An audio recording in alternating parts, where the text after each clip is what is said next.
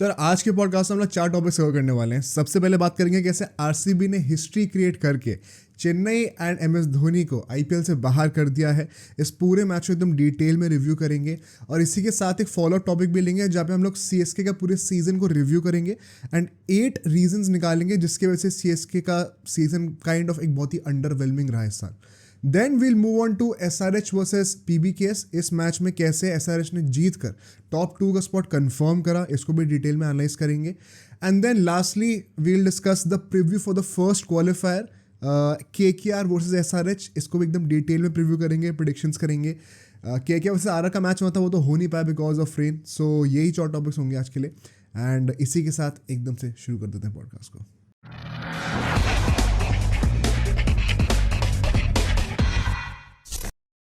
तो यार will start with RCB versus CSK. ये मैच बहुत ही ज़्यादा हाइप मैच था, perhaps the most hyped game of this season. In fact most viewed game भी बन चुका है सीजन का। तो नेचुरली बहुत ज़्यादा अटेंशन और बहुत ज़्यादा आईबॉल्स थी इस गेम पे for 2 reasons primarily I think. एक तो आरसीबी का जो विनिंग स्ट्रीक चल रहा था प्लस विराट कोहली का नैरेटिव कि can he finally win the trophy, वो एकदम से शायद आया होगा आरसीबी फैंस के दिमाग में। एंड चेन्नई के लिए ऑफकोर्स वेरी ऑब्वियस कि धोनी का लास्ट मैच हो सकता है, तो क्या उसके लिए भी मतलब this would be a redemption arc या फिर एकदम से एक अनएक्सपेक्टेड सा फेयरवेल मिल जाएगा। कई लोग इसमें भूल गए कि भाई दिनेश कार्तिक का भी लास्ट मैच हो सकता था ये, एंड उसको कोई टेंशन ही नहीं हुई बेचारे को। बट रिगार्डलेस हम लोग आते हैं मैच के ऊपर। थैंकफुली स्टार्टिंग से एकदम रेन हो नहीं रही थी, तो मैच शुरू तो हो गया था, बीच में कुछ टाइम के लिए बारिश आती है, उसको भी डिस्कस करेंगे। टॉस जीतती है CSK and they choose to chase. Of course जब भी आपको नेट एंड नेट का इशू हो, it is always better to chase, ताकि आपको दिमाग में पता रहे आपको क्या कंडीशंस के अंदर, क्या कंस्ट्रेंट्स के अंदर कितना टारगेट चेस करना है। It is always better you have the target in front of you, उसके हिसाब से आप प्लान कर सकते हो। प्लस बारिश का भी चांसेस थे जो कि होती भी है, तो it is always better to chase. So Chennai का डिसीजन तो बहुत सही था एंड आई थॉट पर्सनली कि ये जो टॉस जीत गई ना, बहुत बड़ा चांस है ऐसा मैच भी जीत जाएंगे। एंड जीतने का मतलब था कि क्वालिफाई तो कर ही रहे हैं, टॉप 2 के चांस में भी आ सकते थे। इनफैक्ट मैंने प्रीव्यू में भी कहा था कैसे आई वॉज थिंकिंग कि सीएसके के पास थोड़ा एज रहेगा यहाँ पर, एंड टॉस के बाद तो I was reaffirming that. But this is why RCB's win is so impressive, so historic. And once again, I've said this before as well कि RCB का ये जो streak चल रहा है ना, they deserve a lot of credit for that. हाँ, दोनों end से कुछ बेवकूफ़ियाँ हुई हैं, more particularly from the fans side. उनको मैं क्रिटिसाइज भी करूँगा एंड कवर भी करूँगा डिटेल में टुवर्ड्स दी एंड, चाहे वो हैंडशेक वाला इंसिडेंट हो, चाहे वो आरसीबी के सेलिब्रेशन को लेके हो, जो भी है वो सब हम लोग इस सेगमेंट के एंड में एकदम ब्रेक डाउन करेंगे। थोड़ी कॉन्ट्रोवर्शियल चीज़ें होंगी, पहले मैच को एकदम टैक्टिकली डिस्कस कर लेते हैं। तो देखो यहाँ पे 2 चेंजेस थे फॉर सीएसके प्राइमरली। सैंडनर जो है वो मोइन अली की जगह पे आ गए थे बिकॉज मोइन अली जा चुके हैं, एंड रहाने जो है वो रिजवी की जगह पे एज एन इम्पैक्ट प्लेयर, जो पिछले बार रिजवी थे उनकी जगह पे इस बार रहाने खेल रहे थे। अगर मैं आरसीबी की बात करूँ, once again English player Will Jacks वो गए थे और मैक्सवेल अंदर आ गए थे, बाकी कोई चेंजेस थे नहीं। सो फर्स्ट इनिंग्स पे चलते हैं सीधा। एंड बैटिंग पहले आरसीबी कर रही थी। इस पावर प्ले को यूजुअली मैं इन टोटलिटी डिस्कस करता हूँ हमेशा, मैं इसको 2 हाउस में डिस्कस करूँगा इस बार क्योंकि मजबूरी है, बारिश हो गई थी बीच में। 3 ओवर के बाद बारिश हो जाती है एंड ये जो 3 ओवर पावर प्ले के स्टार्टिंग के थे compared with the next 3 overs of the power play, ज़मीन आसमान का फ़र्क था। वो भी क्यों था, उसके पीछे का भी रीज़न पता लगाते हैं।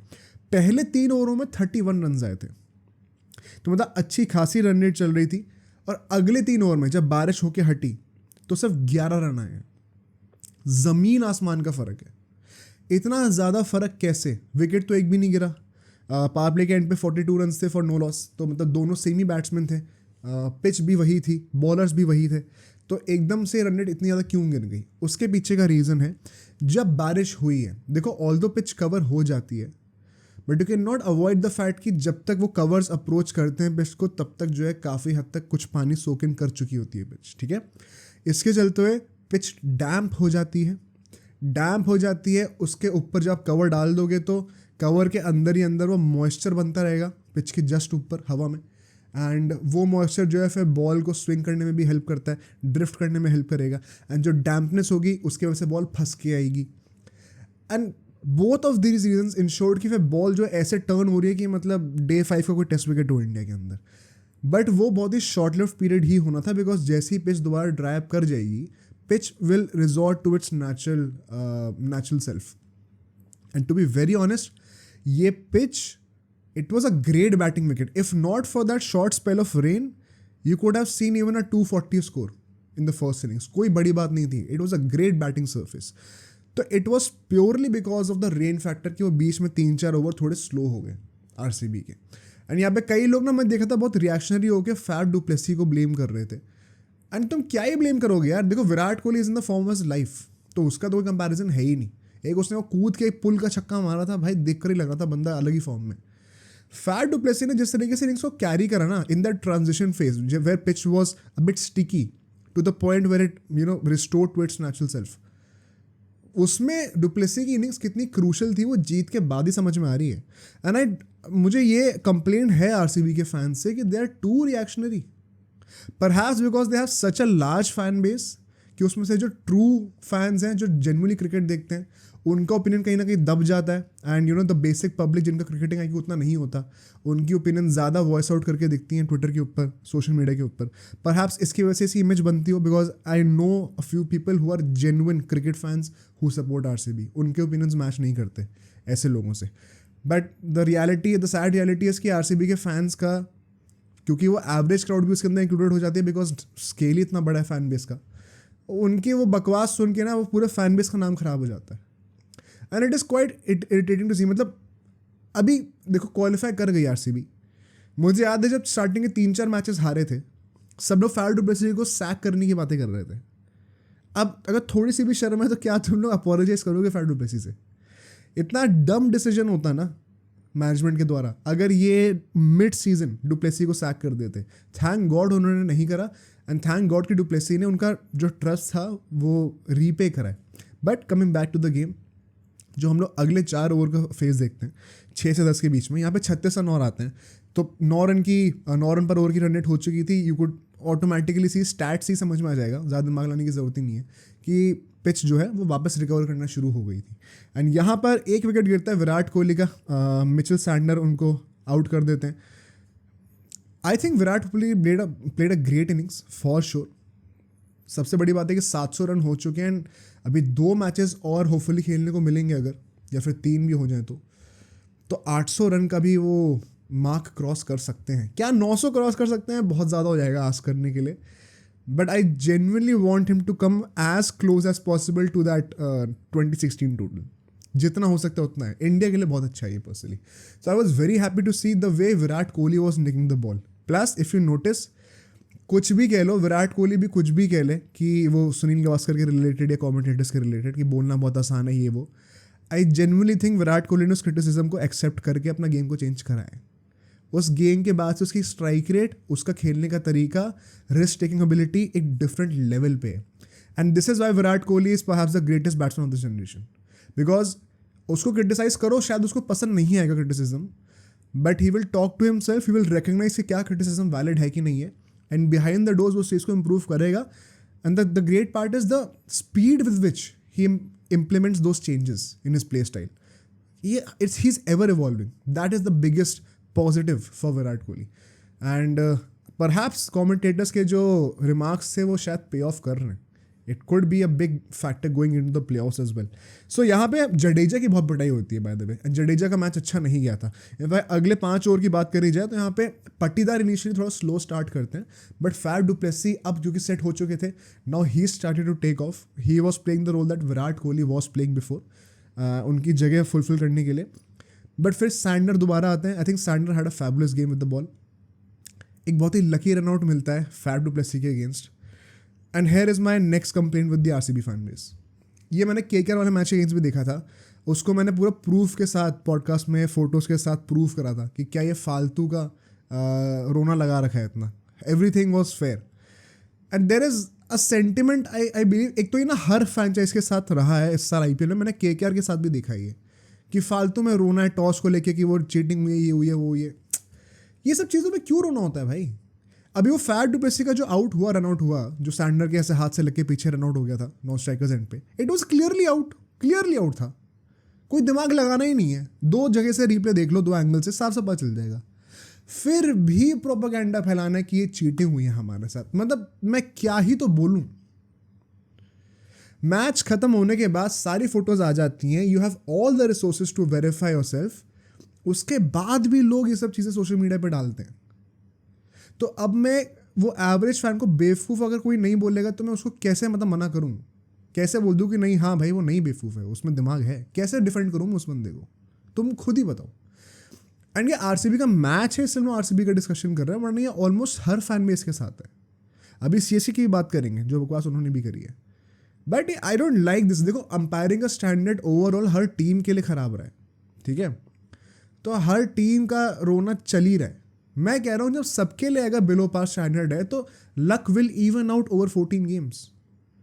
Stop playing the victim card, feeling कि हमेशा हमारे साथ ही ऐसा क्यों होता है। नहीं भाई, तुम इतने स्पेशल नहीं हो, तुम में इतनी अटेंशन नहीं दी जा रही कि सिर्फ तुम्हारे ये एजेंडा बनाया जा रहा है। तुम यू डोंट मैटर, समझ रहे हो? And you don't matter as a not you the viewer but the team, चाहे वो आरसीबी हो, चाहे वो केकेआर हो, चाहे वो एसआरएच हो, चाहे वो सीएसके हो, मुंबई हो, कोई भी हो बड़ी teams, you don't matter that much. इतना कोई कॉन्स्पिरेसी नहीं करने वाला तुम्हारे अगेंस्ट भाई, इतने इंपॉर्टेंट नहीं हो तुम। सो ये द फैक्ट कि फैड डुप्लेसी क्लियरली आउट था बट नहीं ज़बरदस्ती प्रोपेगेंडा फैलाना, नहीं भाई, साफ साफ आउट था, बिल्कुल सही डिसीजन दिया अंपायर ने। एंड उसके चलते हुए देन वी सी फिर कैमरन ग्रीन बैटिंग करने के लिए आते हैं। यहाँ पे हम लोग देखते हैं as Faf du Plessis gets out then eventually Patidar भी एक्सेलरेट करना शुरू करते हैं। यहाँ पे थीक्षाना और सैंडर दोनों के 4 ओवर खत्म हो चुके थे। By the way Theekshana was also super economical. I think Jadeja being the Indian spinner, उससे एक्सपेक्टेड था कि वो ऐसी परफॉर्मेंस देगा। कहीं ना कहीं उसका इस मैच में ना चलना विद द बॉल शायद कॉस्ट कर गया सीएसके को, बिकॉज अगर आपके 2 फॉरेन स्पिनर्स आपके इंडियन लेजेंड स्पिनर से बेटर बॉलिंग कर पा रहे हैं, सो कुछ तो प्रॉब्लम है वहाँ पे, कुछ तो देखना पड़ेगा। एंड क्लियरली जडेजा के वो 3 ओवर ने काफ़ी डिफरेंस क्रिएट करा है। The turning point in my opinion was though, and now I will question Ruturaj Gaikwad. इसको हम लोग अगले सेगमेंट में भी कवर करेंगे जब हम चेन्नई का सीजन रिव्यू करेंगे। सिमरजीत जो है 14th ओवर डालने के लिए आते हैं बॉलिंग करने, 19 रन खाता है, बहुत एक्सपेंसिव था, कोई क्वेश्चन नहीं है, but that was the only over that he bowled in this whole game. आप क्या सोच रहे थे? And you know why this gets problematic. देखो 15 ओवर के बाद 138 हो चुके थे आरसीबी के, 2 विकेट गिरे थे। आखिरी 5 ओवरों में 80 रन आते हैं, 80 रन। मैच यहीं पे दे दिया सीएसके ने, 80 run in the last 5 overs. और पता है क्यों आता है? इसका मेजर रीजन पता है क्या है? शार्दुल ठाकुर से आपने 3 ओवर कराए हैं डेथ ओवर्स में, 5 में से 3 ओवर। एनी गाय अपने लॉजिकल दिमाग को यूज करके बताओ ऋतुराज गायकवाड क्या सोच रहा था शार्दुल ठाकुर से 3 डेथ ओवर्स में कराने के लिए? क्या लॉजिक था इसके पीछे का? अगर सिमरजीत ने 19 रन खाए तो शार्दुल ठाकुर ने भी अपने पहले ओवर में 15-17 रन खाए थे, कोई बहुत ज़्यादा फर्क नहीं था। तो क्या क्रेडेंशियल्स हैं शार्दुल ठाकुर के over Simarjeet in the death overs? He is not even a front line bowler. मुझे समझ में ही नहीं आया कि आप फिर भी कैसे परसिस्ट कर सकते हो। जब चलो आपने सोचा कि मैं डलवाऊंगा शार्दुल ठाकुर से, वो पहला ओवर पिट गया, 16 ओवर पिट गया मान लो, तो भाई 18 ओवर मत डलवाना उससे, फिर उससे वो भी डलवाना है, चलो वो भी पिट गया तो भाई 20 ओवर मत डलवाना, नहीं वो भी डलवाना है। क्या सेंस है इस बात का? क्यों इतना रिजिड हो माइंडसेट में कि सिर्फ 5 ही बॉलर से बॉलिंग करानी, या फिर इन बॉलर से मेरे को 4 ओवर तो करानी ही कराना, चाहे कितनी भी गंदा मैच आ रहा हो इनका, मुझे समझ में नहीं आता। And you know what, the captaincy that was displayed bye Gaikwad and the way जो सीएसके का गेम प्लान था, मैंने ये चीज़ फर्स्ट इनिंग्स खत्म होने के बाद भी कही थी, हम लोग स्ट्रीम भी कर रहे थे, कि CSK deserves to lose this game. RCB ज़्यादा डिजर्व करती है मैच जीतना, एंड वही हुआ exactly, which is I was particularly happy for RCB as well. ये ऐसे स्ट्रैटेजीज के साथ, इतना रिजिड माइंडसेट के साथ, I don't know if you deserve to win the game और नॉट। अगर जीत जाते तो अलग बात थी। एंड सो लास्ट हम लोग देखते हैं, पाटीदार जो है वो आउट हो जाते हैं जल्दी, बट उसके चलते हुए green, Cameron Green, Maxwell and Dinesh Karthik, इन तीनों ने जो कैमियोज खेले हैं ना, once again a big factor that determined कि 80 रन क्यों बने आखिर के 5 ओवरों में। हर बंदे ने बहुत ज़्यादा रन नहीं मारे, कैमियो ने तो चलो ठीक है लंबा खेला है, इन बाकी दोनों बंदों ने 5-6-7 बॉलें खेली हैं, 20-25 रन बना दिए, बात खत्म वहीं पे। और इससे ज़्यादा इम्पैक्ट क्या चाहिए? इससे ज़्यादा बेटर फिनिशिंग और क्या हो सकती है? यही तो रोल है फिनिशर का। एंड वो क्यों? क्योंकि भाई कोई अच्छा वर्दी बॉलर था ही नहीं। देखो सीएसके ये बहाना यूज़ कर सकती है कि हमारे पास फिज नहीं है, हमारे पास अपना पथिराना नहीं है, दीपक चहर नहीं है, ठीक है, बट जो गिवन रिसोर्सेज हैं उनको तो बेस्ट तरीके से यूज़ करो ना, तो उसमें तो कोई एक्सक्यूज़ नहीं मिलना चाहिए। एंड आई थिंक सीएसके वहीं पे मात खा गई। Coming to the second innings now, जब पावर प्ले की हम लोग बात करते हैं वहाँ पे 58 रन बनते हैं 2 विकेट के लॉस पे। अब यहाँ पे भी मुझे कुछ चीज़ समझ में नहीं आई। गायकवाड़ पहली बात तो फर्स्ट बॉल पे आउट हो जाता है, ठीक है। मैक्सवेल बॉलिंग कर रहा था पहला ओवर, ऐसी घटिया बॉल थी वो, कोई विकेट टेकिंग बॉल थी नहीं, down the leg side short ball, late के गायकवाड़ किसी भी जगह पे मार सकता था, किसी भी रीजन को एक्सप्लॉइट कर सकता था, फाइन लग के हाथों में दे दी। तो that wicket was totally on Ruturaj Gaikwad, कोई बहुत अच्छी बॉल थी नहीं वो। बट उसके बाद हम लोग देखते हैं यश दयाल जो है वो रहाणे को अल्टीमेटली, आई थिंक रहाणे को शायद यश दयाल नहीं आउट किया था, but regardless the point was कि रहाणे एट नंबर 4 क्यों बैटिंग करने के लिए आ रहा है,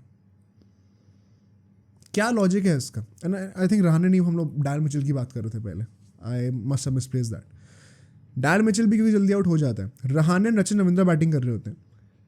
रहाणे एट नंबर 4 क्या सेंस है, why this obsession to stick to Rahane जब वो परफॉर्म नहीं कर रहा है तो, एंड इफ एट ऑल तो उसको बीच में ड्रॉप क्यों करा था, और रिजवी को ऐसे क्या मतलब फॉल्स होप्स क्यों नहीं हुई थी, उसको तो अच्छे से यूज़ भी नहीं करा पूरा आईपीएल में।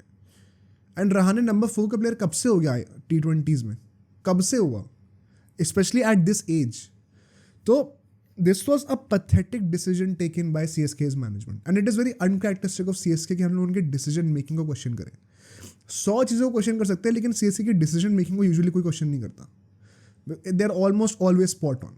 सो this was very questionable, it did not pay off in my opinion, क्योंकि इसके बाद हम लोग देखते हैं अगले 4 ओवर में 6 से 10 ओवर के बीच में सिर्फ और सिर्फ 29 रन आते हैं, सिर्फ 29 run, that's just a little over 7 run an over. बहुत ज़्यादा ख़राब था ये, कहीं ना कहीं मैच गिव अवे कर रहे थे यहाँ पे। क्यों? बिकॉज यहाँ पे स्वप्निल जो है वो 2 बहुत ही अच्छे ओवर्स डालते हैं out of nowhere, and Ferguson जो है वो 10th ओवर में आके रहाणे को आउट कर देते हैं ऑन दी अप, पता नहीं कवर से ऊपर से छक्का मारने जा रहा था, क्या कर रहा था, बॉल खड़ी कर दी, आउट हो जाता है।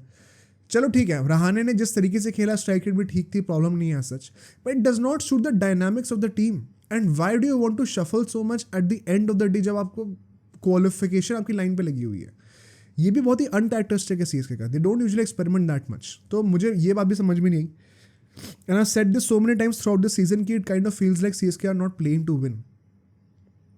नॉट सेइंग कि लिटरली ऐसा है, फील ऐसी आती है देख के, पता नहीं क्या एक्सपेरिमेंट कर रहे हैं। कभी मन करे दुबे से बॉलिंग करा दी 4 ओवर, डायन मिचेल से 4 ओवर बॉलिंग करा दी, कभी मन करा तो सिर्फ 5 बॉलर यूज़ करेंगे, कभी मन करा धोनी पर बैटिंग करने के लिए आ रहा है, कभी मन करा नंबर 9 पे आ रहा है बैटिंग करने के लिए। क्या चल रहा है, क्या ऐसे नहीं जीतती टीम भाई। चेन्नई खुद ही इस चीज़ का सबसे बड़ा अगेंस्ट रही है इतने 15-16 सालों में। So did not make sense. इसके बाद हम लोग देखते हैं 15 ओवर तक, 10 से 15 ओवर के बीच में 1 सेकेंड सिर्फ और सिर्फ 42 रन आते हैं।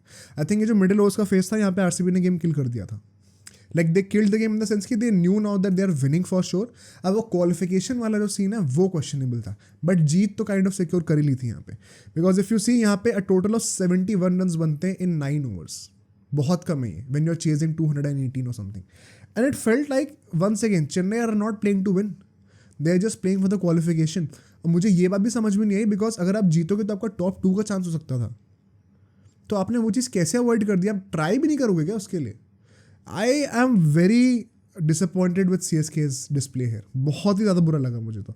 एंड यहाँ पे आई वुड से जो टर्निंग पॉइंट था गेम का, अल्टीमेट टर्निंग पॉइंट, पहली बात तो आई थिंक दुबे का कैच छोड़ता है सिराज, जितना मुझे याद है लड्डू कैच छोड़ा था भाई साहब ने, एंड फिर उसके बाद दुबे जो है वो रचिन रविंद्र को रनआउट करा देते हैं।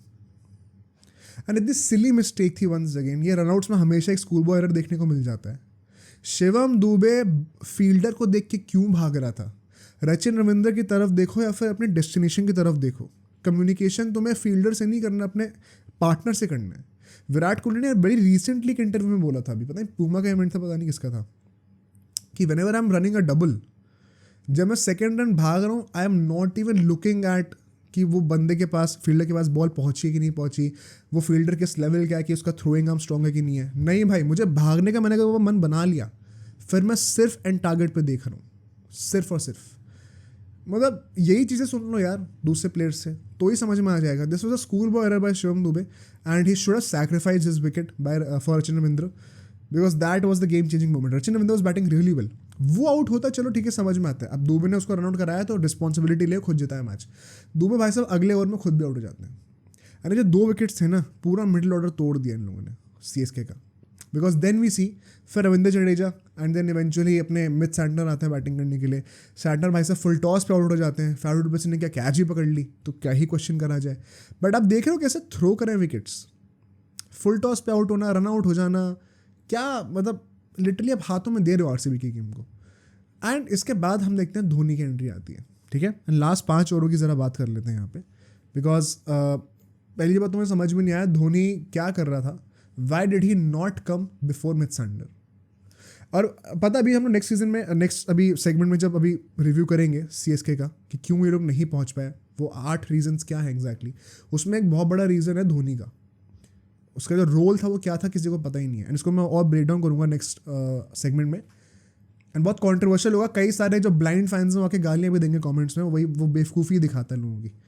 But we'll have to talk about this regardless because it is very important for CSK going forward. ये कोइंसिडेंस नहीं है कि एकदम से पिछले 4-5 सालों में आप प्लेऑफ से बाहर होने लग गए हो. हाँ, उसके बाद आगे जीत जाते हो, that is the greatness of the franchise. But पहले आप कभी क्वालिफाई ना हो ऐसा होता ही नहीं था. ठीक है, एंड इस साल तो बहुत बड़ा रीज़न इसका ये धोनी का जो रोल है वो रहा है. धोनी क्यों नहीं सैंटनर के ऊपर आया, there is no explanation, there is no excuse.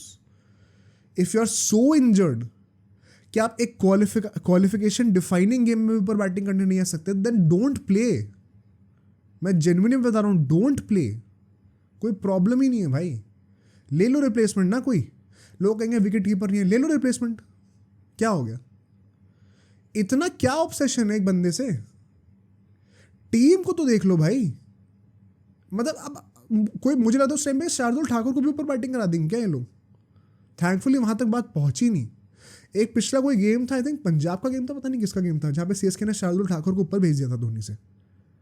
अगर इतनी ही इंजरी है, कभी बैक का वो बहाना दे रहे हैं लोग ट्विटर पे फोटो डाल के, बहाना मैं लोगों के लिए कह रहा हूँ, धोनी के लिए नहीं. कभी वो पता नहीं हैमस्ट्रिंग में कोई मसल टियर है, पता नहीं क्या है, कभी कमर टूटी हुई है, ये है वो है, तो भाई मत खेलो ना. फिर टीम का सोच लो भाई. अपना प्रॉमिस जो फैंस को दे रखा है वो ठीक है, बट तुम किसी भी टीम से बड़े नहीं हो. टीम ने तुम्हें बनाया है, तुमने टीम को नहीं बनाया. ये तो गलतफहमी किसी को होनी ही नहीं चाहिए. And if anyone gets offended by what I just said, it just goes on to show how small your brain is. मैं मजाक से हट के बता रहा हूँ. अगर तुम्हें ये लग रहा है ना कि नहीं भाई धोनी जो कर रहा है वो सही है एंड वो बनता है, वो जस्टिफाइड है, तो तुमसे बड़ा कोई बेवकूफ़ है नहीं. और तुम्हें जेन्युइनली ज़रूरत है एक टीम को इंडिविजुअल से ऊपर प्रायोरिटाइज करने की. It is high time that India changes and starts worshipping and supporting a team rather than those few individuals. चाहे वो विराट कोहली हो, चाहे वो रोहित शर्मा, चाहे धोनी हो, कोई भी हो. कोई भी बंदा टीम से ऊपर नहीं होता. ये टीम स्पोर्ट है. धोनी अकेला नहीं जिता सकता, नहीं जिता सकता. फैक्ट है यार, उसको भी ज़रूरत है. वरना हर साल CSK जीत जाती, क्यों नहीं जीत रही. टीम की ज़रूरत पड़ती है ना. सो धोनी इतना नीचे बैटिंग करने के लिए आता है. 1 सेकेंड, अगर आप इतने अच्छे फॉर्म में रहे हो थ्रू आउट दी IPL, क्या ज़रूरत है. अगर रीजन इंजरी का है तो क्यों खेल रहे हो, रिप्लेसमेंट ले लो. Anyway you can not defend Dhoni है. There is no point in defending Dhoni. And वही बात है, you either die a hero or live long enough to become a villain, watch yourself become a villain, जो भी वो saying है. वही हुआ अल्टीमेटली धोनी के साथ. इतना अच्छा खासा फेयरवेल उसको मिल सकता था. अब if this is supposed to be his last game, it is a very sad ending, just like it was for India. Regardless, अब आखिरी के 5 ओवर की बात करते हैं. यहाँ पे 10 रन से ultimately they fall short. CSK 10 run से नहीं कर पाती क्वालिफाई. जीतने के तो बहुत रन चाहिए थे, वो तो छोड़ ही दो. आई थिंक 29-28 रन कुछ रह गए थे. अभी क्वालिफाई क्यों नहीं कर पाए. पहली बात तो धोनी और जडेजा जिस तरीके से गेम को डीप लेके जा रहे थे, there is no problem in that. In fact आखिरी के 2 ओवर में 30-35 रन रह गए थे. It was very much doable. ये चीज़ मैंने लास्ट सीजन भी कही थी एक बार, हमारे लास्ट ईयर के पॉडकास्ट अगर आप देखोगे. एक मैच था RR के अगेंस्ट, जहाँ पे संदीप शर्मा ने लास्ट ओवर डाला था एंड धोनी ने ऑलमोस्ट चेस कर लिया था, बट वो अल्टीमेटली हार गई थी CSK. सबको याद होगा मेरे ख्याल से.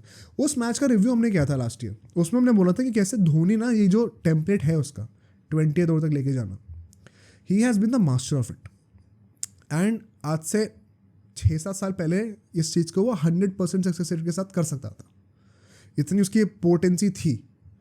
अब इस एज में जब वो इतना रेगुलरली नहीं खेलता, is it even safe to play that way when your powers have diminished?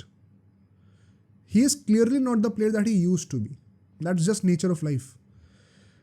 Is it not better to have the Virat Kohli way, जो कि विराट कोहली ने खुद भी अभी कहा कि मैं तो 19 ओवर तक देखता हूँ, अभी रिसेंटली के इंटरव्यू में कहा धोनी भाई देखते हैं 20 ओवर तक का, मैं तो 19 तक देखता हूँ। प्लस द चेंजिंग टाइम्स यार, T20 क्रिकेट अब वो नहीं रहा जो पहले होता था। अब हाँ, इसमें ये कह सकते हो कि विकेट्स ही कम बचे थे, तो भाई क्यों नीचे करने आए बैटिंग, वही तो पॉइंट है एग्जैक्टली। तो then you don't use that excuse. Regardless they take the game deep. आखिरी के 2 ओवर में गेम और क्लोज आता है। फर्गुसन भाई साहब ने दोनों बॉल डाली थी, ये दूसरा पॉइंट अब आरसीबी के अगेंस्ट आ जाता है भाई। आरसीबी में फर्गुसन ने 2 बीमर्स डाली, उसको सेंड ऑफ क्यों नहीं करा गया? अपेरेंटली क्योंकि अंपायर्स को लगा कि जो 2 बीमर्स थी they were not dangerous to the batsman, क्योंकि बॉल इतनी तेज नहीं थी, बॉल फिसल गई थी हाथों से। भाई कौन होता है डिफाइन करने वाला बॉल तेज या डेंजरस है कि नहीं?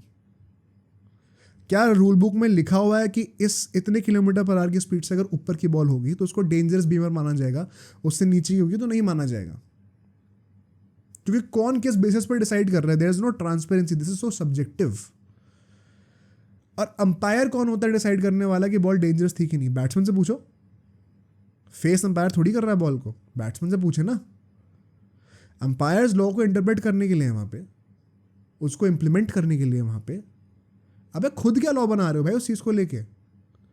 लॉ बनाने से मेरा मतलब ये नहीं कि कोई किताब में कुछ लिख दिया है, बट इंटरप्रेट उस तरीके से करो ना जो कि लॉजिकल तो है। मेरा मन कर रहा है ऐसे इंटरप्रेट करने का तो मैंने कर दिया, तो it is very subjective, then it's better to have robots. तो मुझे समझ में नहीं आया फर्गुसन सेंड ऑफ क्यों नहीं हुआ वहाँ पे, उसको क्यों डालनी थी बॉलिंग? और ठीक है, इफ एनी हो सकता है मैं रूल में कुछ मिस आउट कर रहा हूँ, अगर ऐसा कुछ है तो please let me no in the comments. But अगर यही लॉजिक है कि वो डेंजरस नहीं लग रही थी तो भाई who defines what is dangerous? क्या लिखा हुआ है रूल बुक में कहीं? तो प्लीज़ लेट मी नो अगर ऐसा कुछ है तो। अगर ऐसा है then it is fair. Next, इसके बाद हम देखते हैं लास्ट ओवर में 17 रन रह गए थे, यश दयाल बॉलिंग करने के लिए आते हैं। यश दयाल भाई साहब ने पता नहीं क्या फुल टॉस मारी, धोनी का भी लीडिंग एज लगा, पता नहीं भाई पीछे 110 मीटर का छक्का लग गया। If you are in such a good nick you should have come in to bat earlier, there is no excuse whatsoever. What happens is, Dinesh Karthik ने बोला पोस्ट मैच प्रेजेंटेशन में कि it was the best thing to happen to RCB because उसके चलते हुए जो ball इतनी गीली हो चुकी थी, जो फिसल रही थी हाथों से, वो स्टेडियम के बाहर चली गई तो बॉल चेंज करनी पड़ गई। And so now Yash Dayal could use back of the hand slow deliveries, and फिर वहाँ से गेम बदल गया बिकॉज देन धोनी आउट हो जाता है, फिर शार्दुल ठाकुर डॉट बॉल करता है, फिर जडेजा भी 2 डॉट बॉल कर देता है। जडेजा का भाई एंडिंग अच्छी नहीं रही, overall the innings was good though. One second, it is a question though, क्या इंडिया से वो ऐसा कर पाएगा? You have to raise question on the legends as well. Jadeja को मैं खुद भी सपोर्ट करता आ रहा हूँ, लेकिन भाई कोई दूध का धुला नहीं है इतना, सबको क्वेश्चन करना ही पड़ेगा, परफॉर्मेंस बेस्ड गेम है ये। And so RCB had a very historic game, unreal scenes. Virat Kohli almost रोने वाला था, ऐसा लग रहा था। कई लोगों ने तो डिक्लेयर भी कर दिया इंटरनेट पे कि रो ही रहा था, मुझे पता नहीं, मैंने फोटोज नहीं दिखी। But then you know what happens, और ये चीज़ मुझे आज पता चली है 1 day after the game. Apparently MS Dhoni line के सबसे आगे खड़े होकर हाथ मिलाने के लिए वेट कर रहे थे, एंड विद इन 20-30 सेकेंड्स भाई साहब मुड़ के चले गए, क्योंकि आरसीबी तब सेलिब्रेट कर रही थी। एंड सारे ब्लाइंड धोनी फैंस ट्विटर पे आके गंद मचाने लग गए, आरसीबी को क्रिटिसाइज करने लग गए। तुम खुद जानते हो कि मैं आरसीबी को कितना ट्रोल करता हूँ, तुम खुद जानते हो, मैं बहुत मजे लेता हूँ, बट आज मैं आरसीबी को डिफेंड करने वाला हूँ इस बात पे। तुम होते कौन हो ये बोलने वाले कि आरसीबी सेलिब्रेट ना करें? भाई ठीक है, वो नहीं जीते टाइटल, उनके लिए बहुत बड़ी बात है, वो लोग मजाक उड़ा रहे हैं उनका कि they are celebrating as if title ही जीत गया। ठीक है, कर लो, मजे ले लो, कोई बुरी बात नहीं है, ट्रोल करने में कोई बुराई नहीं है। बट तुम अब मॉरल शेमिंग क्या कर रहे हो? भाई ठीक है, वो नहीं जीते टाइटल, उनके लिए है बड़ी बात, तो वो सेलिब्रेट करेंगे ना। और ऐसा कोई मजाक नहीं है भाई, 6 मैचेस लगातार जीत के क्वालिफाई करें। बात सिर्फ वो नहीं है कि क्वालिफाई कर गए, किस तरीके से क्वालिफाई करें वो बहुत बड़ी बात है।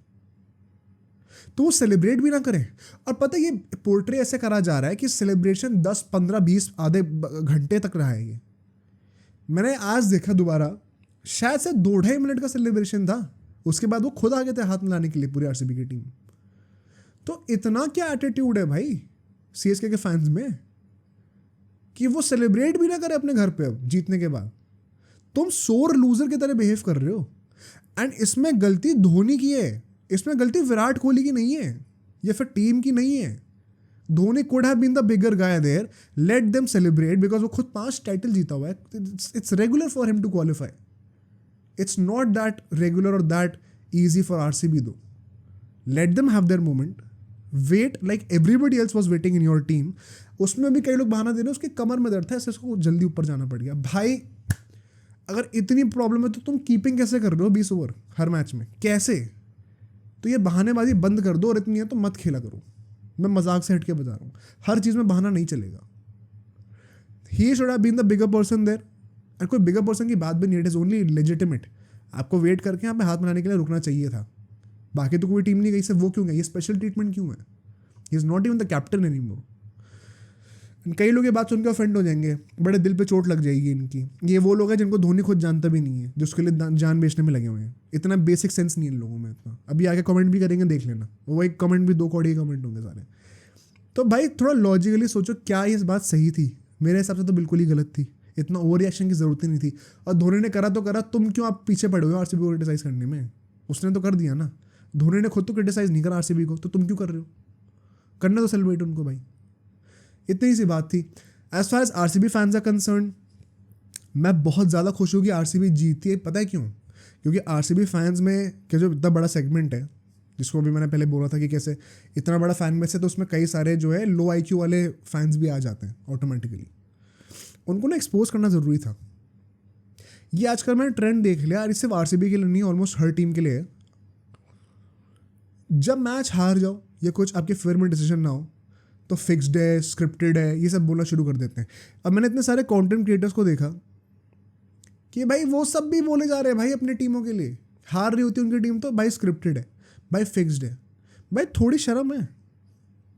तुम कितना रूइन कर रहे हो पब्लिक का क्रिकेटिंग कल्चर, तुम्हें आइडिया है अपने एक स्टेटमेंट से ऐसे पब्लिक के लिए ऐसी बकवास करके? There is no sense in saying कि ये चीज़ स्क्रिप्टेड है, ये फिक्स्ड। अच्छा, आरसीबी के कितने सारे लोग बोल रहे थे ट्विटर पे कि फिक्स्ड है, स्क्रिप्टेड है, ऐसा हो रहा है, वैसा हो रहा है, और फिर जीत गए तो सब चुप। अब बोलो स्क्रिप्टेड है। अब बोल दो कि आरसीबी ने पैसे खाए, आरसीबी को और अदर सीएसके ने पैसे खा के जानबूझ के हारी है, आरसीबी ने खरीदा है ये मैच, बोल दो अब ये चीज़। और ये सबसे ज़्यादा चीज़ है आरसीबी के फैन बेस से ही आई है, आई सबसे, हर फैन से आई है, हर टीम से आई है सबसे ज़्यादा, लेकिन आरसीबी से आई है। चाहे वो केकेआर वाला मैच ले लेते पहले का, चाहे आज का मैच ले लेते, until the last over her RCB मतलब जो अनएजुकेटेड फैंस है जो, कि भाई नहीं स्क्रिप्टेड है, नहीं फिक्स्ड है। भाई हमें तो पता था पहले से सीएसके जीतने वाली है, क्योंकि धोनी को जिताना आईपीएल टीआरपी के लिए। अब बोल लो भाई, अब बोल दो स्क्रिप्टेड था। किसी के पास प्रूफ है स्क्रिप्टेड है? किसी ने तुम्हें कॉल करके बताया जैसा से तुम्हारी बात हुई है? नहीं हुई है तो चुप करके बैठा करो। ये बड़ा आसान, आजकल it is too easy to say these words scripted और फिक्स्ड। बहुत बड़ा एलिगेशन होता ही है पूरी स्पोर्ट्स फ्रेटर्निटी के ऊपर, जो कि तुम बहुत ही कैजुअली बोल देते हो आजकल। Social media has made this too easy for people to say whatever they want in a public platform. This should not be allowed. मतलब फ्रीडम ऑफ स्पीच एक तरफ है, लेकिन तुम मिसगाइड कर रहे हो लोगों को। भाई क्या बकवास फैला रहे हो? इससे क्रिकेट का एज अ स्पोर्ट नाम खराब हो रहा है। तो अगर कोई लॉजिकल प्रूफ है तब तो प्रूफ दिखा के बोल दो, और मैं खुद मान जाऊंगा फिर। पर जब तक नहीं है ना, तो चुप करके बैठा करो। इतना ये रोना नहीं चाहिए।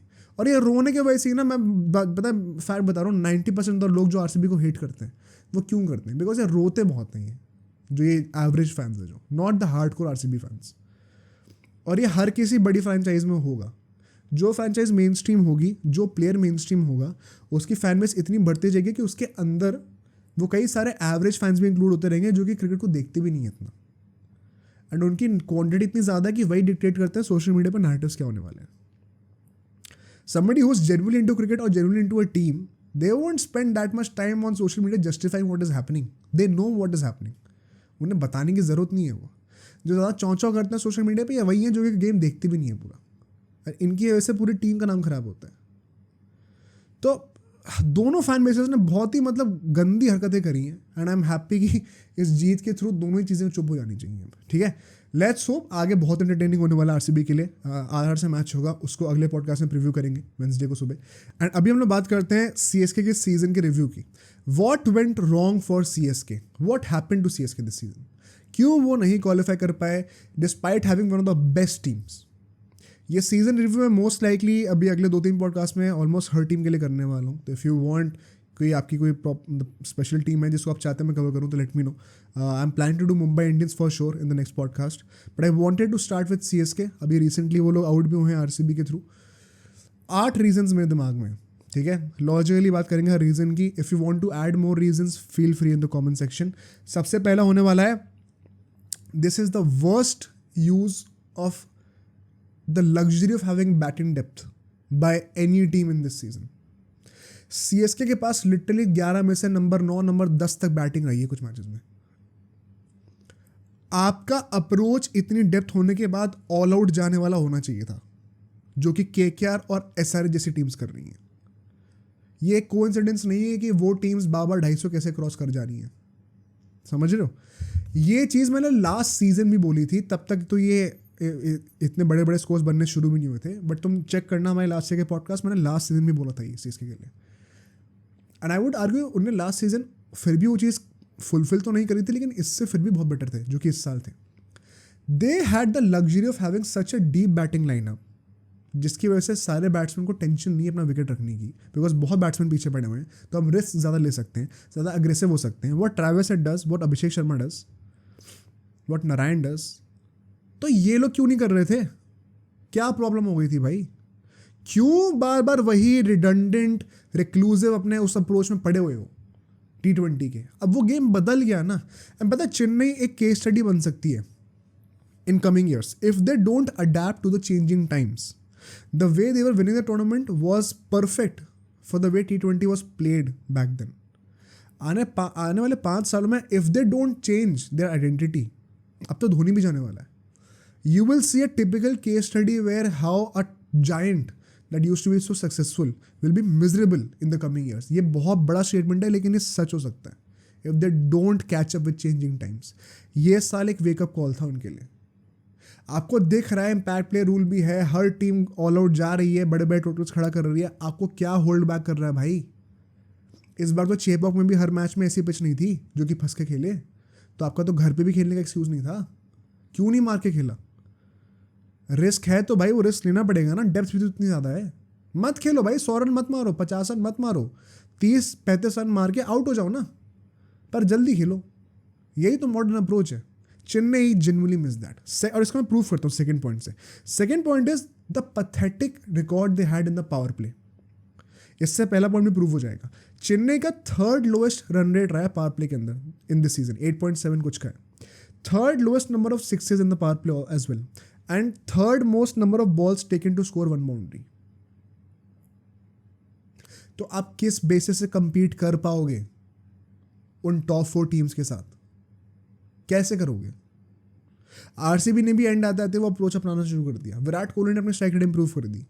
तो तुम कौन से स्पेशल लोग हो भाई? और कराओ ओपनिंग रहाणे से, और हटा दो रचिन रविंद्र को. क्या हुआ इससे? कुछ तो कोई फायदा लगा ही नहीं मुझे. तो the batting was pathetic, very under performing despite having the luxury that they had. बहुत ही अंडर परफॉर्मिंग बैटिंग थी. नेक्स्ट पॉइंट पे आते हैं, the third point which is just like batting, this was also one of the worst uses of bowling depth in a team. Chennai के पास team में इतनी depth थी, ये बहुत बड़ा एडवांटेज था उनका. मैंने सीजन के जब स्क्वाड एनालिसिस करते हैं स्टार्ट होने से पहले, उसमें मैंने बोला था, उसकी वीडियो देखना जाकर, कि कैसे सीएसके के पास टीम के अंदर सबसे ज़्यादा डेप्थ है. शायद मुंबई इंडियंस एक है और एक ये हैं जिनके पास 9-10 बैटिंग ऑप्शंस है और 9-10 बॉलिंग ऑप्शंस भी हैं. But Chennai were so rigid in that mindset कि हमें 5 बॉलर्स ही यूज़ करने हैं. वो पिट रहा है 5वां बॉलर तो भी उससे 4 ओवर कराने. क्यों कराने? राजस्थान रॉयल्स की मजबूरी है, उन्होंने वो इन्वेस्टमेंट करा ही नहीं ऑलराउंडर्स में, तो उनको डलवाने पड़ेंगे 4-4 ओवर किसी से. चेन्नई के पास वो लग्जरी थी कि किसी बॉलर का बुरा दिन जा रहा है तो वो करवा लो ना भाई किसी और बंदे से बॉलिंग. इसका सबसे बड़ा प्रोपोनेंट पता है कौन रहा है? महेंद्र सिंह धोनी. इंडिया की तरफ से उसने ये चीज़ शुरू करी थी T20s में. जो लोग देख रहे हैं पहले से क्रिकेट वो समझ जाएंगे. अब या तो ये बोलो कि धोनी इस साल कैप्टन नहीं था शायद इसलिए ऐसा नहीं हुआ, मुझे घंटा फर्क नहीं पड़ता उससे. धोनी एडवाइस तो कर सकता था. तो Ruturaj Gaikwad and the leadership committee जो भी थी वहाँ पे, लीडरशिप ग्रुप जो था, they completely miss the point. अगर एक बॉलर का दिन अच्छा नहीं जा रहा, switch him up. You have so many bowling options. Rachin Ravindra से बॉलिंग ही नहीं कर रही, हार्डली कोई बॉलिंग कर रही है. डैरेन मिचेल से हार्डली कोई बॉलिंग कर रही है. शिवम दुबे से हार्डली कोई बॉलिंग कर रही है. इतने सारे ऑप्शंस पड़े हुए थे यार, ट्राई तो कर लेते. एक मैच तो ट्राई कर ही सकते थे. कितनी बार ट्राई करा आपने? ज़बरदस्ती अगर कोई बॉलर पिटे जा रहा है, शार्दुल ठाकुर पिटे जा रहा है, नहीं हम फिर भी 4 ओवर कराएंगे. इसी की वजह से आरसीबी से हार भी गए अल्टीमेटली. आखिरी 5 ओवर में 80 रन खा लिए, 3 ओवर शार्दुल ठाकुर से डलवाए थे, उसमें क्या फ़ायदा हुआ? तो ज़बरदस्ती being so rigid about this it costed them the season. Once again if they don't change their mindset, ये बहुत बड़ा डाउनफॉल आने वाले सीएसके का. नेक्स्ट पॉइंट पे चलते हैं, the fourth point which is a big dip in the captaincy. अब ऑफकोर्स धोनी के बाद अगर कोई भी और बंदा आएगा तो थोड़ा डिप तो हम एक्सपेक्ट कर ही सकते हैं, कोई बड़ी बात नहीं है. बट इतना बड़ा डिप मुझे समझ में नहीं आया यार. बहुत बड़ा डिप, बहुत बड़ा डिफरेंस दिख रहा था. जो टैक्टिक्स थे ना सीएसके के वो इतने कंफ्यूजिंग थे, एंड जो आइडेंटिटी थी सीएसके की वो कोई फॉर्म लगी नहीं रही थी मुझे. इस बार इस साल सीएसके की टीम की क्या आइडेंटिटी थी, तुम कोई बता सकते हैं मुझे एकदम एक्यूरेट? केकेआर का जैसे ये है कि भाई बहुत ऑप्शंस हैं, बहुत डेप्थ है, ठीक है, उसके बेसिस पे वो अपना अग्रेसिव क्रिकेट खेलते हैं. एसआरएच क्या है, बोल्ड खेलेंगे भाई, मार के खेलेंगे अग्रेसिव, डेप्थ हो या ना हो भाड़ में गई. हम एक अप्रोच जानते हैं, इंटिमिडेट करेंगे, डराएंगे दूसरे बंदों को. राजस्थान का क्या है, डेप्थ नहीं होगी भले ही, लेकिन इंडिविजुअल क्वालिटी इतनी तगड़ी है ना कि वो अपने दिन पे गेम जिता देंगे. जब ये टॉप टीम्स जो भी जीतती हैं उनके पास एक फर्म आइडेंटिटी होती है. कहीं ना कहीं आप कह सकते हो कि धोनी ही काइंड ऑफ एक आइडेंटिटी थे टीम की, जो कि इस साल कैप्टन नहीं थे. तो भाई then this is poor planning. क्योंकि ऋतुराज गायकवाड़ की कप्तानी में मुझे ऐसा तो नहीं लगा कि भाई कोई बहुत ही ज़्यादा तगड़ी कप्तानी करी है, बहुत ज़्यादा अवेयर कप्तानी करी है, कुछ नए टैक्टिक्स लेके आया है. He looked out of touch. मुझे ऐसा लगता है personally the season was going quite well for CSK. The turning point was those 2 games that they lost against LSG. And वहाँ से जब रियल कैरेक्टर टेस्ट होना शुरू हुआ ना, तब फिर ऋतुराज गायकवाड़ थोड़ा जेपटी में आ गए. इंजरीज ने हेल्प नहीं करी, मैं मानता हूँ, उसको भी डिस्कस करेंगे आगे. ऐसा लगता है कि शायद पता नहीं क्या किसी और से सुन के इम्प्लीमेंट कर रहा था, खुद का दिमाग ही नहीं लगा रहा था. तो I did not like it at all, and I think ये एक बहुत ही बड़ा मेजर रीज़न था. प्लस CSK की आइडेंटिटी एक जो रही है ओवर द ईयर्स वो ये है कि हम ज़्यादा एक्सपेरिमेंट नहीं करते. हम एक कोर सेट ऑफ प्लेयर्स को बैक करेंगे एंड तक, चाहे परफॉर्म करें ना करें. एंड आते आते हर कोई परफॉर्म करने लग ही जाएगा. चेन्नई ने इस बार एक्सपेरिमेंटिंग क्यों करी है भाई? एक्सपेरिमेंटिंग वही प्लेइंग 11 पे करी है, बॉलिंग फिर भी सिर्फ 5 लोगों से करानी है. मुझे समझ में नहीं आया. कभी डायर मिचेल अंदर आ रहा है, बाहर जा रहा है, रचिन रविंद्र को बाहर निकाल दिया भाई रहाने के चक्कर में. वाह वाह वाह वाह वाह. रिजवी को कभी चांस मिल रहा है, कभी नहीं मिल रहा. क्या क्या है ये? कोई फॉर्म सेट क्यों नहीं है? कभी गायकवाड़ 1 डाउन पे आ रहा है, कभी ओपनिंग कर रहा है, रहाने नंबर 4 पे आ रहा है बैटिंग करने के लिए, जडेजा को ऊपर भेज दिया कभी. कुछ कोई रोल डिफाइंड नहीं है क्या? तो I could not understand. The next point is of course the injuries. एक बहुत बड़ा मेजर इंप्रूवमेंट क्या था चेन्नई का लास्ट सीजन के ऊपर, कि भाई पिछले साल उनको बहुत ज़्यादा इंडियन अनकैप्ड प्लेयर्स पे रिलाई करना पड़ रहा था डेथ ओवर्स के लिए, चाहे वो देश पांडे हो, चाहे वो मुकेश चौधरी हो, चाहे वो हंगरेकर हो. इस साल पथिराना थे, मुस्तफिजुर रहमान थे, दीपक चहर भी वापस आ गए थे. तो काफ़ी हद तक वो पॉइंट कवर्ड था. इनफैक्ट इफ यू नोटिस, जब तक ये 3 प्लेयर्स थे तब तक CSK फिर भी अच्छा कर रही थी.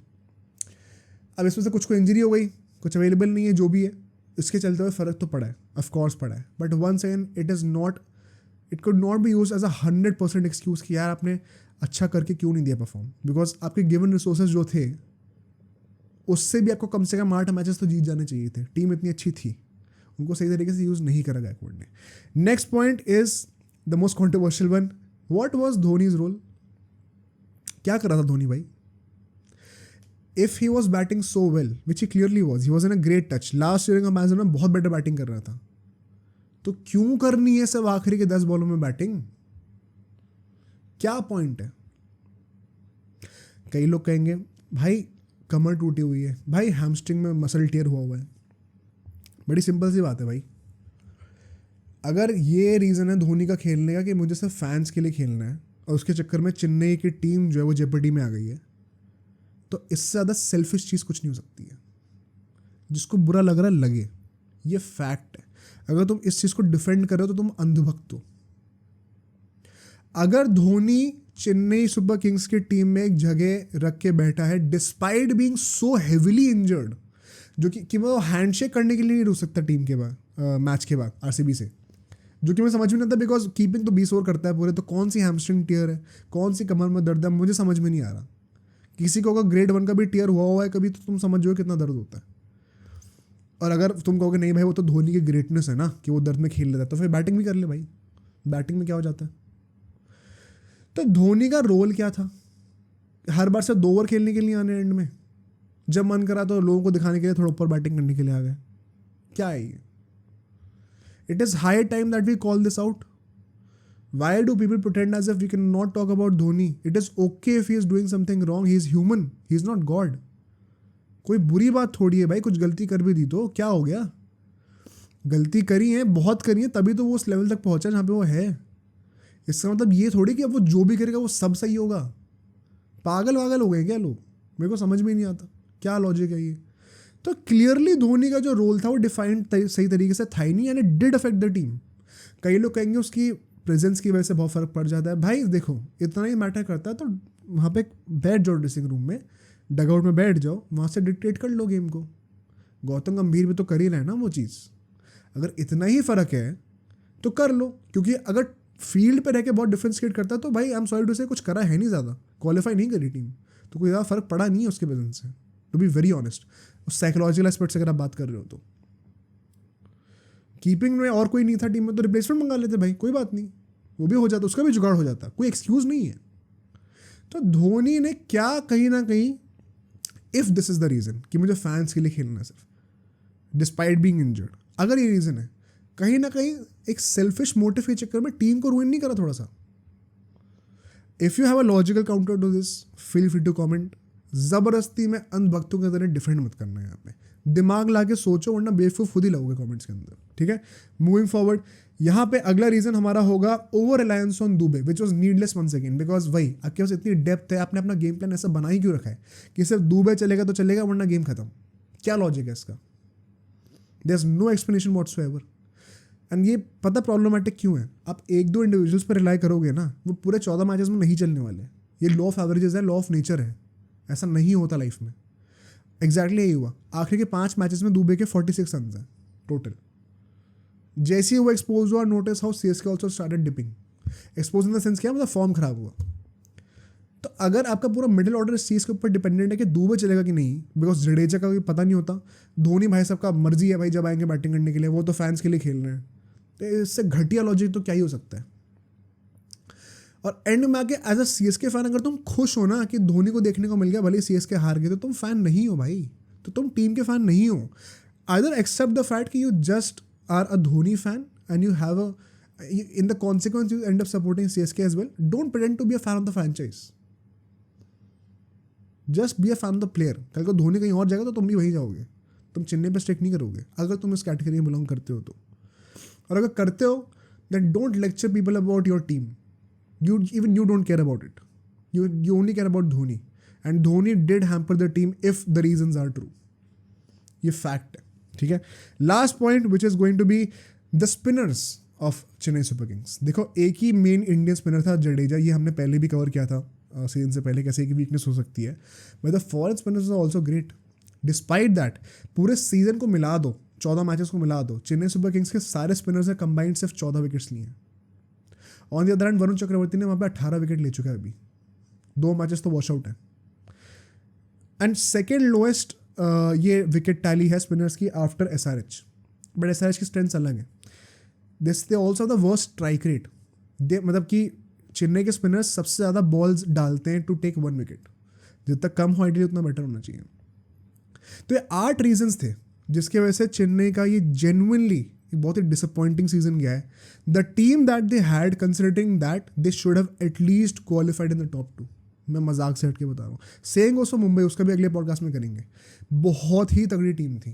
एंड आई कुड से कि चलो इंजरीज हो गए, उसके बाद एटलीस्ट टॉप 4 में तो आना चाहिए था, एटलीस्ट टॉप 4 में तो आना चाहिए था। इंजरीज का मैं मान सकता हूँ, but there are some hard discussions that need to be done about the legendary players as well. Nobody should be protected in the public eye भाई। कोई घटिया खेल रहा है, किसी का कोई तरीका खेलने का टीम को हम कर रहे हैं तो कॉल आउट करो ना, चाहे वो धोनी हो, चाहे वो गायकवाड हो, कोई भी हो। ये स्पेशल ट्रीटमेंट क्या दे रहे हो भाई?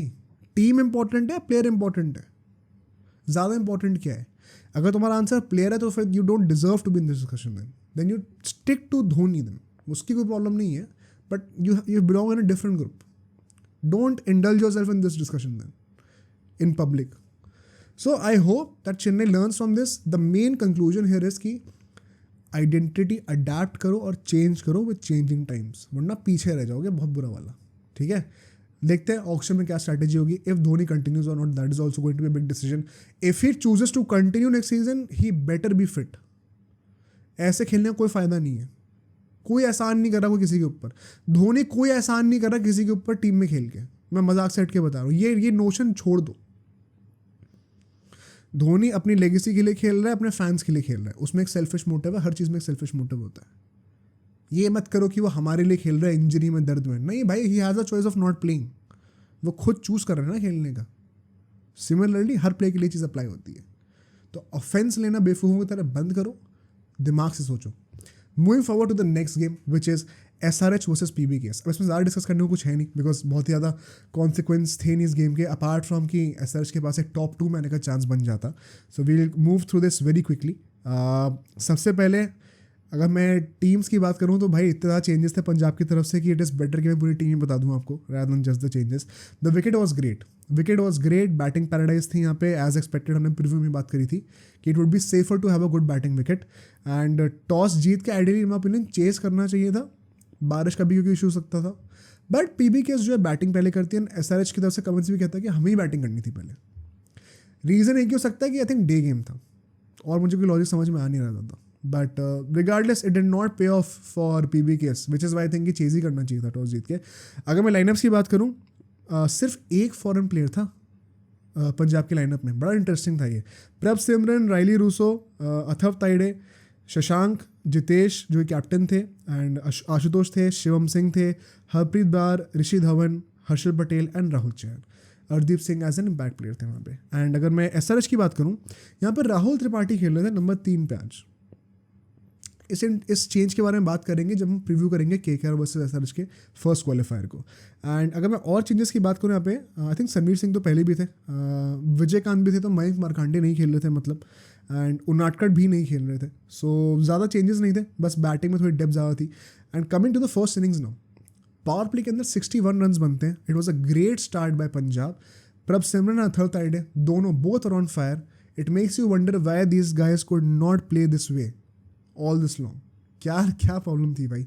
इतना अच्छा खेल सकते थे पहले, इतना एक्सप्लोसिव तरीके से खेल सकते थे. What happened through out this season. And यहाँ पे कमिंस, भुवनेश्वर एंड नटराजन तीनों की पिटाई होती है, तीनों पेसर्स की पिटाई होती है बड़े अच्छे से. बट नेक्स्ट फेज में आते हैं 5 से 10 ओवर के बीच में. यहाँ पे 38 रन आते हैं, विच इज़ फाइन. बहुत अच्छा नहीं, बहुत बुरा भी नहीं है. बट नटराजन जो अल्टीमेटली अथर्व को 10th ओवर में आउट कर देते हैं, विच इज़ वाई एक विकेट आपको गिरता हुआ दिखेगा यहाँ पे. एंड ऑल्दो विकेट गिरता है एंड 38 रन ही आते हैं, बट आई मस्ट से कि अथर्व और प्रभ सिमरन ने विजयकांत और शहबाज की पिटाई बड़ी अच्छी करी है भाई. And it makes you wonder क्या विजयकांत को अब क्वालिफायर में खेलना चाहिए कि नहीं. शहबाज तो चलो बैटिंग भी करते हैं, बट विजयकांत के ऊपर क्वेश्चन आएगा, अभी बात करेंगे इसकी. द नेक्स्ट फेज, अब यहाँ पे बड़े इंटरेस्टिंग एक चेंज देखने को मिलता है SRH के पॉइंट ऑफ व्यू से. इफ़ यू हैव नोटिस्ड, 10 से 15 ओवर के बीच में 5 ओवर होते हैं. 5 ओवर अलग अलग बॉलर्स ने डाले. एक कमिंस ने डाला, एक नटराजन ने डाला, एक रेड्डी ने डाला, एक शहबाज ने डाला और एक विजयकांत ने डाला. 5 ओवर अलग अलग किसी ने डाले. क्या ये एक एक्सपेरिमेंट था फॉर द क्वालिफायर्स? आई वंडर क्योंकि थोड़ा वियर्ड लगा मुझे देख के. And I could not help but wonder कि शायद ये अभी सबको गेम टाइम दे रहे हैं ताकि क्वालिफायर्स में क्या होगा उसके लिए पता चले. And this also shows a lot of passive confidence by PAT Cummins also, कि उसको पता मैं एक्सपेरिमेंट करूंगा तब भी गेम निकाल लूंगा, इफ इट इज़ ट्रू. सो बड़ा वियर्ड था, लेकिन इन अ लॉन्ग टर्म वे बड़ा इंप्रेसिव भी था. ऑल्दो यहाँ पे 56 रन आ जाते हैं, 56 sorry if I am 60 run आते हैं, 60 रन आते हैं यहाँ पे. एंड एक ही और विकेट गिरता है. विजयकांत जो है वो प्रभ सिमरन को आउट कर देते हैं. 4 ओवर में 37 रन दिए, एक विकेट लिया है. Not too good, not too bad. Economy 9 के ऊपर थी क्योंकि. Has he impressed enough to be a part of the team in the qualifiers? Once again it is something to be wondered over. But other than that Punjab had a great phase here.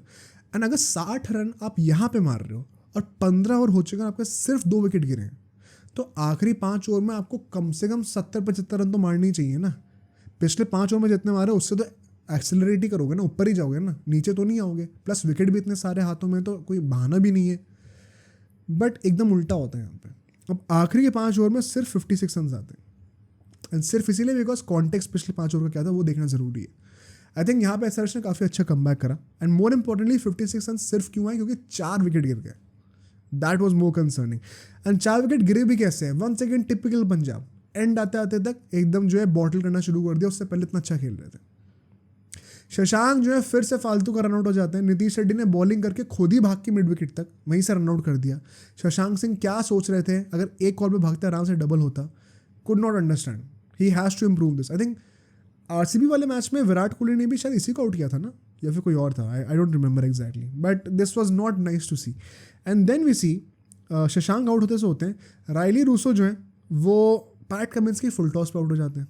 तो अब now you start noticing कितने useless wickets दिए and क्यों run इतने कम बने। जितेश शर्मा जो है वो अच्छी बैटिंग करते हैं, एंड ये भी हमने प्रीव्यू में डिस्कस किया था कैसे जितेश पॉसिबली इस मैच में अच्छी बैटिंग कर सकते हैं, क्योंकि कैप्टनसी का वो रिस्पॉन्सिबिलिटी आ जाएगा सर पे। And it clearly showed he did well, and possibly the one good game that he has had this season, ending on a good note.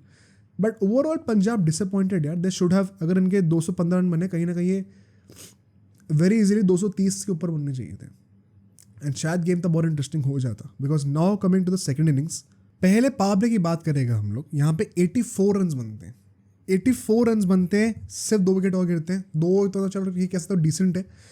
The point is, ये मैं केकेआर के लिए भी कहता हूँ हमेशा, ये 2 टीम्स ऐसी हैं एसआरएच और केकेआर, कि पावर प्ले में अगर आपके 2-3 विकेट गिर भी रहे हैं ना, बट अगर आपने 80-100 रन बना दिए तो आपने मोमेंटम इस तरह से किल कर दिया ना कि उसके बाद दूसरी टीम वापस आ ही नहीं सकती है। आपने मोमेंटम पहले 6 ओवरों में ही गेम को एकदम किल करके ख़त्म कर दिया।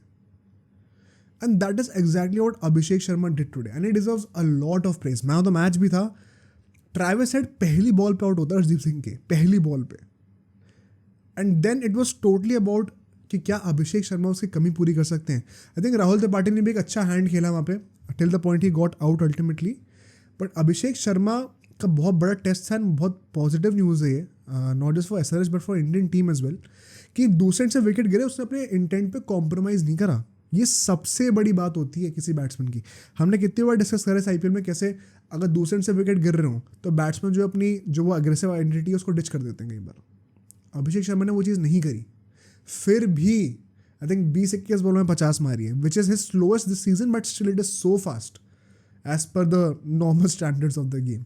And 84 runs all thanks to him. ऋषि धवन जो है वो बहुत एक्सपेंसिव थे इस फेज में। हर्षल जो है वो त्रिपाठी का आउट कर देते हैं, but he was also very expensive. But जो अगले 5 ओवर होते हैं और आज 4 ओवर होते हैं, 10 ओवर तक की अगर हम लोग बात करें, 129 रन बन चुके थे और 2 ही विकेट और गिरे थे। Abhishek Sharma continue to torture all the bowlers. यहाँ पे 45 रन बनते हैं इस फेज के अंदर, सो रन रेट जो है वो डिप कर नहीं रही है। It is right up there throughout. सबसे इंपॉर्टेंट बात ही यही होती है। एंड हर्षल पटेल एंड हरप्रीत ब्रार जो पिटाई हुई है इनकी, हर्षल पटेल के पास पर्पल कैप है, बट आज पिटाई बहुत तगड़ी हुई है बंदे की, कुछ मना नहीं कर सकते उसमें। चहर ने राहुल चहर ने 2 ओवर डाले, वो बहुत इकोनॉमिकल थे, वरना ये जो 45 रन बने कोई बड़ी बात नहीं है, 60 रन भी बन जाते हैं, कोई बड़ी बात नहीं है। एंड अभिषेक जो है the very next ball I think 10.1 overs उस पर आउट हो जाते हैं, किस पे, शशांक पे। एंड शशांक बॉलिंग करने के लिए आते हैं, एंड में अथर्व ताइडे बॉलिंग करने के लिए भी आते हैं। It kind of seem like they are not even serious Punjab match जीतने के लिए। Regardless it worked because Shashank got him, and by the end of the 15th over 182 for 4 हो चुकी थी टीम इनकी, विच मेंट कि 53 रन और आए थे 10 से 15 ओवर के बीच में। रन्स ठीक है, ऑल्दो थोड़ा रन रेट डिप करा है। प्रॉब्लम पता क्या है एसआरएच के लिए, अगर सिर्फ एक कंसर्न है ना इस मैच से तो वो यही है, अभी भी वो इशू है, अगर ओपनर्स क्लिक नहीं करें ना तो वो टारगेट कैसे अचीव करने वाले हैं ये भगवान ही जानता है। आज आई थिंक नीतीश रेड्डी ने वंस अगेन बहुत ही क्रूशियल इनिंग्स खेली, and I have notice this, जब एसआरएच के ओपनर्स फेल करते हैं, if SRH still has to win the game, Nitish Reddy का चलना बहुत जरूरी हो जाता है। I think it is even more important than Klaasen perhaps. Klaasen is more for the finishing touches, but उस फिनिशिंग टच को और ओपनर्स को ब्रिज करने वाला role at a good rate वो नीतीश रेड्डी के ऊपर है भाई। There is a reason why he is now batting at number 4। बहुत इंपॉर्टेंट था उसका चलना, ही स्ट्रक वेल। एंड मैं क्लासन और नीतीश रेड्डी की बात करना चाहता हूँ। मैंने इस फेज में देखा था राहुल चहर, हरप्रीत ब्रार जो 2 बॉलिंग कर रहे थे स्पिनर्स, ये लोग गुड लेंथ की बॉल भी होती है ना, गुड लेंथ के भी अपर साइड पे, फुलर साइड पे, और जहाँ पे यूजुअली आदमी फ्रंट फुट पे खेलता है। क्लासन तो पर्टिकुलरली ये लोग उस बॉल को बैक फुट पे वेट करके खड़े खड़े छक्का मार रहे थे। अब पता मैं देख के इतना मैं डिसबिलीफ में था, कोई ये बंदा अगर नेट्स में कोचिंग में खेलता है ना बचपन में तो उसको गालियाँ पड़ती हैं खेलने के लिए। क्योंकि बॉल यूजुअली स्किड इतना तेज़ करती है ऊपर की बॉल पड़ के कि आप पैड पे खाते हो वो मोर ऑफन देन नॉट, या फिर बोल्ड हो जाते हो, जो कि कई बार जडेजा करता है टेस्ट मैचेस जब इंडिया मैचेस हो रहे होते हैं फॉरेन बैट्समैन के साथ। ये लोग वेट करके उस बॉल को इतनी परफेक्शन के साथ छक्का मार रहे थे बैकफुट पे। Firstly the strength, secondly the timing and the confidence they have, it was unreal to see. और ये चीज़ पता है शायद आपको उतनी समझ में नहीं आएगी, but if you actually try putting your self in a situation in the nets, कभी जाओगे खेलना तो ट्राई करना, इट इज़ नॉट ईजी भाई, बहुत मुश्किल होता है एक गुड लेंथ की बॉल को बैकफुट पे जो कि एंगल के साथ स्किड करके अंदर आ रही है आपके पैड्स पे, तो खड़े खड़े छक्का मार दिया भाई बैकफुट पे, बहुत बड़ी बात थी भाई, बहुत अच्छे शॉट्स मारे इन लोगों ने। एंड अल्टीमेटली हर्षल पटेल जो है वो नीतीश रेड्डी को आउट कर देते हैं, बट फिर शहबाज को का कैच ड्रॉप भी कर देते हैं। सो बात इक्वली हुई हर्षल पटेल के लिए। एंड फिर 19.1 ओवर्स में गेम जीत गई एसआरएच, ज़्यादा कुछ था नहीं यहाँ पे, आराम से जीते। ऑल दो क्लासन भी आउट हो जाते हैं एंड अल्टीमेटली इनके if I am not wrong 5-6 wicket गिर चुके थे। सनवीर बैटिंग करने के लिए आ गया था, आई थिंक 6 विकेट गिर चुके थे। एंड यही बात है, वो कंसर्निंग बात यही है, after such a good start by the at least one opener you still loss 6 wickets. अब यहाँ पे दो पर्सपेक्टिव में देखने के लिए, एक हो सकता है कि हाँ ये प्रॉब्लमेटिक है क्योंकि अगर विकेट्स हाथ में नहीं रहेंगे या फिर अगर ओपनर्स आउट हो जा रहे हैं तो बहुत जल्दी मिडिल ऑर्डर में छड़ी लग जा रही है विकेट्स की। दूसरा पर्सपेक्टिव पता है क्या देखने का है कि एसआरएच की आइडेंटिटी ही ऑल आउट जाने वाली है एंड नेचुरली उसमें विकेट्स गिरेंगे ही गिरेंगे। So they are not even looking to play the whole 20 overs, if they happen to play that well and good. ये चीज़ मैंने इंग्लैंड के लिए बोली थी वर्ल्ड कप में, these guys don't want to play the full innings, वो जब तक खेलेंगे इतने रन बना देंगे कि तुम चेज ही नहीं कर पाओगे। And if that is the approach, that is the reasoning behind how they are playing, then it is fine. But अगर पहला वाला कंडीशन है देन इट इज़ प्रॉब्लमैटिक। तो ये तो पैट कमिंस और टीम ही जाने, तो हम बाहर बैठे बैठे क्या ही जज करेंगे। But overall a very confident display and I am so happy that SRH once again is sticking to the identity. Wicket गिरे तो चेंज नहीं करी आइडेंटिटी, सबसे इंपॉर्टेंट ये था। जब बीच में लोग 2-3 मैचेस हारने लग गए थे, मैंने यही चीज़ बोली थी कि please come back to how you are playing, that will work wonders for you. Personally very happy that this is working and this is the future of T20 cricket, somebody is doing this. Plus now coming to the next game, because अब बात करते हैं KKR versus SRH के preview की, the much awaited. Let me start off by saying as a KKR fan also, मैंने कई लोगों को सुनते हुए बोलते हुए देखा कि हम चाहते हैं KKR फैंस कि हम RR आ जाए, एसआरएच ना आए। मेरा उल्टा ओपिनियन है, मैं चाहता हूँ जो 2 बेस्ट टीम्स रही हैं ना वही दोनों हैं टॉप 2 में और कराना मैच देखने को मिले। अगर आपको चैंपियन बनना है तो आपको एनीवे हर टीम को हराना पड़ेगा ही पड़ेगा। तो ये इजी कार्ड ढूंढ के कि नहीं आरआर पहले मिल जाए या फिर कोई और टीम पहले मिल जाए, एसआरएच ना मिले, कुछ नहीं होने वाला। अल्टीमेटली जीतना है तो एसआरएच से खेलना ही पड़ेगा। सिमिलरली फॉर एसआरएच, अगर अल्टीमेटली जीतना है तो केकेआर को फेस करना ही पड़ेगा, आरसीबी से फेस करने से कुछ नहीं होगा। आई am so happy that the 2 best teams they are going to be facing each other in the qualifier, first qualifier, perhaps in the final as well, who knows. And I think this could be a very explosive game. या मतलब जिस तरीके से इन 2 teams ने इस IPL में खेला है ना, इन्होंने T20 क्रिकेट को रिवोल्यूशनाइज करा है इस आईपीएल में। हम मजाक भी नहीं कर रहा हूँ, बहुत बड़े शब्द बोल रहा हूँ लेकिन मजाक भी नहीं है ये। They have revolutionise the way T20 cricket is perceived and played, यानी बहुत बड़ी बात है, बहुत बड़ा क्रेडिट जाता है दोनों टीम्स को। And so I think this could be one of the most exciting games of this season. The only thing that could top this is if they both end up in the final again. And I think जिस तरीके से दोनों teams ने खेला है, all the fans deserved to watch them go head to head once again. सिर्फ एक match अगर इन्होंने खेला होता पूरे सीजन में थोड़ा unfair लगता। These 2 teams deserve to go head to head one more time and perhaps the 3rd time as well, who knows. In saying that, so starting on that note, I'm super excited for this game. I'm actually very happy कि KKR वैसे SRH हमें पहले qualifier में देखने को मिलेगा। RR वाले पे मैं तक एक्साइटेड नहीं होता, to be very honest with all due respect. But coming to the preview now, अब डिटेल में बात करते हैं ज़रा। पहली बात तो पिच और कंडीशंस की बात करी जाए एज ऑलवेज। अहमदाबाद में मैच है, होपफुली बारिश का सीन नहीं होगा। हमें किस टाइप की विकेट एक्सपेक्ट करनी चाहिए? देखो गुजरात वाला जो मैच कॉल ऑफ हुआ था KKR का, उसमें पिच के हमें थोड़े से विजुअल्स देखने को मिले थे जब बारिश रुक गई थी ultimately. The pitch looked like a great batting wicket. And मुझे पर्सनली लगता है कि they will stick to that kind of a wicket, if not exactly that pitch, because it's a neutral ground firstly, तो कोई team का home advantage होने नहीं वाला. Secondly, you would want to make a pitch that stays truer to its nature across both the innings, which means कि toss जीतने हारने का इतना ज़्यादा इन्फ्लुएंस ना हो गेम पे, पिच इतनी ज़्यादा चेंज ना हो कि टॉस जीत गया तो मैच ही जीत गया, वैसा हाल ना हो. So to make the game more exciting, more fair, I think the safer option would be to once again make a wicket that is good for batting. Not saying 250, 300, although if there are two teams that could actually make it happen, it is KKR and SRH. यही वो दो team है जो कि सबसे explosive दिखी हैं हमें, जो कि फ्लैग बेरर्स रहे हैं. आई थिंक SRH के शायद सबसे ज़्यादा सिक्सेज हैं एंड शायद केकेआर के सबसे ज़्यादा 200+ स्कोर्स हैं, या फिर शायद सेकंड है, पता नहीं, बट ये टॉप 2 में है दोनों, मतलब basically. So even if it is a 200-ish wicket, something around 200, कोई बड़ी बात नहीं, ये दोनों 250 बना दे वहाँ पे, ठीक है. तो वो इन टीम्स की ब्रिलियंस है, but wicket I think would be somewhere around 200-210, उस टाइप का विकेट मैं एक्सपेक्ट कर रहा हूँ. Of course, we can expect above par scores because these two teams are playing. In saying that, toss जीत के क्या करना चाहिए, आई थिंक आंख मीच के चेस करना चाहिए. SRH का जो वो था ना कि वो चेस नहीं कर पा रहे, वो सब खत्म हो चुका है. चेस कर रहे हैं, अच्छा कर रहे हैं, ठीक है. KKR ने अपने आप को चेस करते हुए प्रूव करा है, पहले बैटिंग करते हुए प्रूव करा, तो उन्हें डरने की जरूरत नहीं है.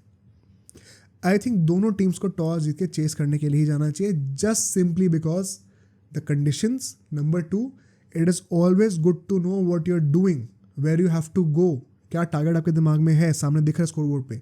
When ever it is a high octane game in a T20 format. ODIs में आप कहते हो, टेस्ट में कहते हो पहले बैटिंग करो. T20 से मुझे अभी भी लगता है हमेशा चेस करना चाहिए, स्पेशली आज के टाइम का जैसा क्रिकेट है. मुझे लगता है चेस करेंगे तो बेटर रहेगा. शायद पैट कमिंस मुझे लगता है कि डिफरेंस रखे ओपिनियन का एंड पहले बैटिंग करना चाहे, वो कभी कभी ऐसा बोल देता है. आई थिंक KK के पर्सपेक्टिव से आई एम प्रीटी श्योर कि श्रेयस अय्यर चेज ही करना चाहेगा, तो वहाँ पे तो मुझे कोई डाउट नहीं है. Moving to the head to head record, 26 बार खेली हैं ये दोनों टीम्स एक दूसरे के साथ एंड 17 बार KKR जीती है, सिर्फ 9 बार SRH जीती है. तो हिस्टोरिकली तो बहुत ज़्यादा सिग्निफिकेंस रही है KKR की, कोई कंपैरिजन ही नहीं है यहाँ पे. बट अगले मतलब पिछले 10 मैचेस की बात कर दी जाए अगर, तो यहाँ पे 7 बार KKR जीती है. Once again a lot of heavy dominance by KKR. The turning point is last 5 matches में 3 बार KKR जीती है, 2 बार SRH जीती है. तो रिसेंट ट्रैजेक्टरी धीरे धीरे थोड़ी इवन आउट हो रही है and this also signifies the improvement in the SRH team of late. And I think वो दोनों चीज़ें सिंक पे जाती है. इस ग्राउंड के रिकॉर्ड की बात नहीं करेंगे बिकॉज इन दोनों का होम रिकॉर्ड है नहीं, ना ही शायद मेरे ख्याल से आपस में खेली भी है यहाँ पे, I am not even sure. So वो ज़्यादा मैटर भी नहीं करता, it won't play a big factor. Head to head record में हिस्टोरिकली बात करी जाए तो KKR का हैवी डोमिनेंस रहा है. रीसेंट हिस्ट्री में SRH ने थोड़ा कम बैक करना शुरू करा है, इसको डिनाई नहीं कर सकते. But now coming to the playing 11. अब प्लेइंग 11 क्या होनी चाहिए दोनों टीम्स की, ये भी बहुत बड़ा क्वेश्चन होगा. कुछ मेजर चेंजेस हमें देखने को मिल सकते हैं because of some unfortunate circumstances. पहले स्टार्ट करेंगे SRH से. आई थिंक यहाँ पे मैं 2-3 कुछ अपने पर्सनल डिसीजन से बताऊंगा and then I will also explain कि लाइकलीहुड क्या होगा टीम का होने का. तो मैं दोनों फैक्टर्स कवर कर लूँगा.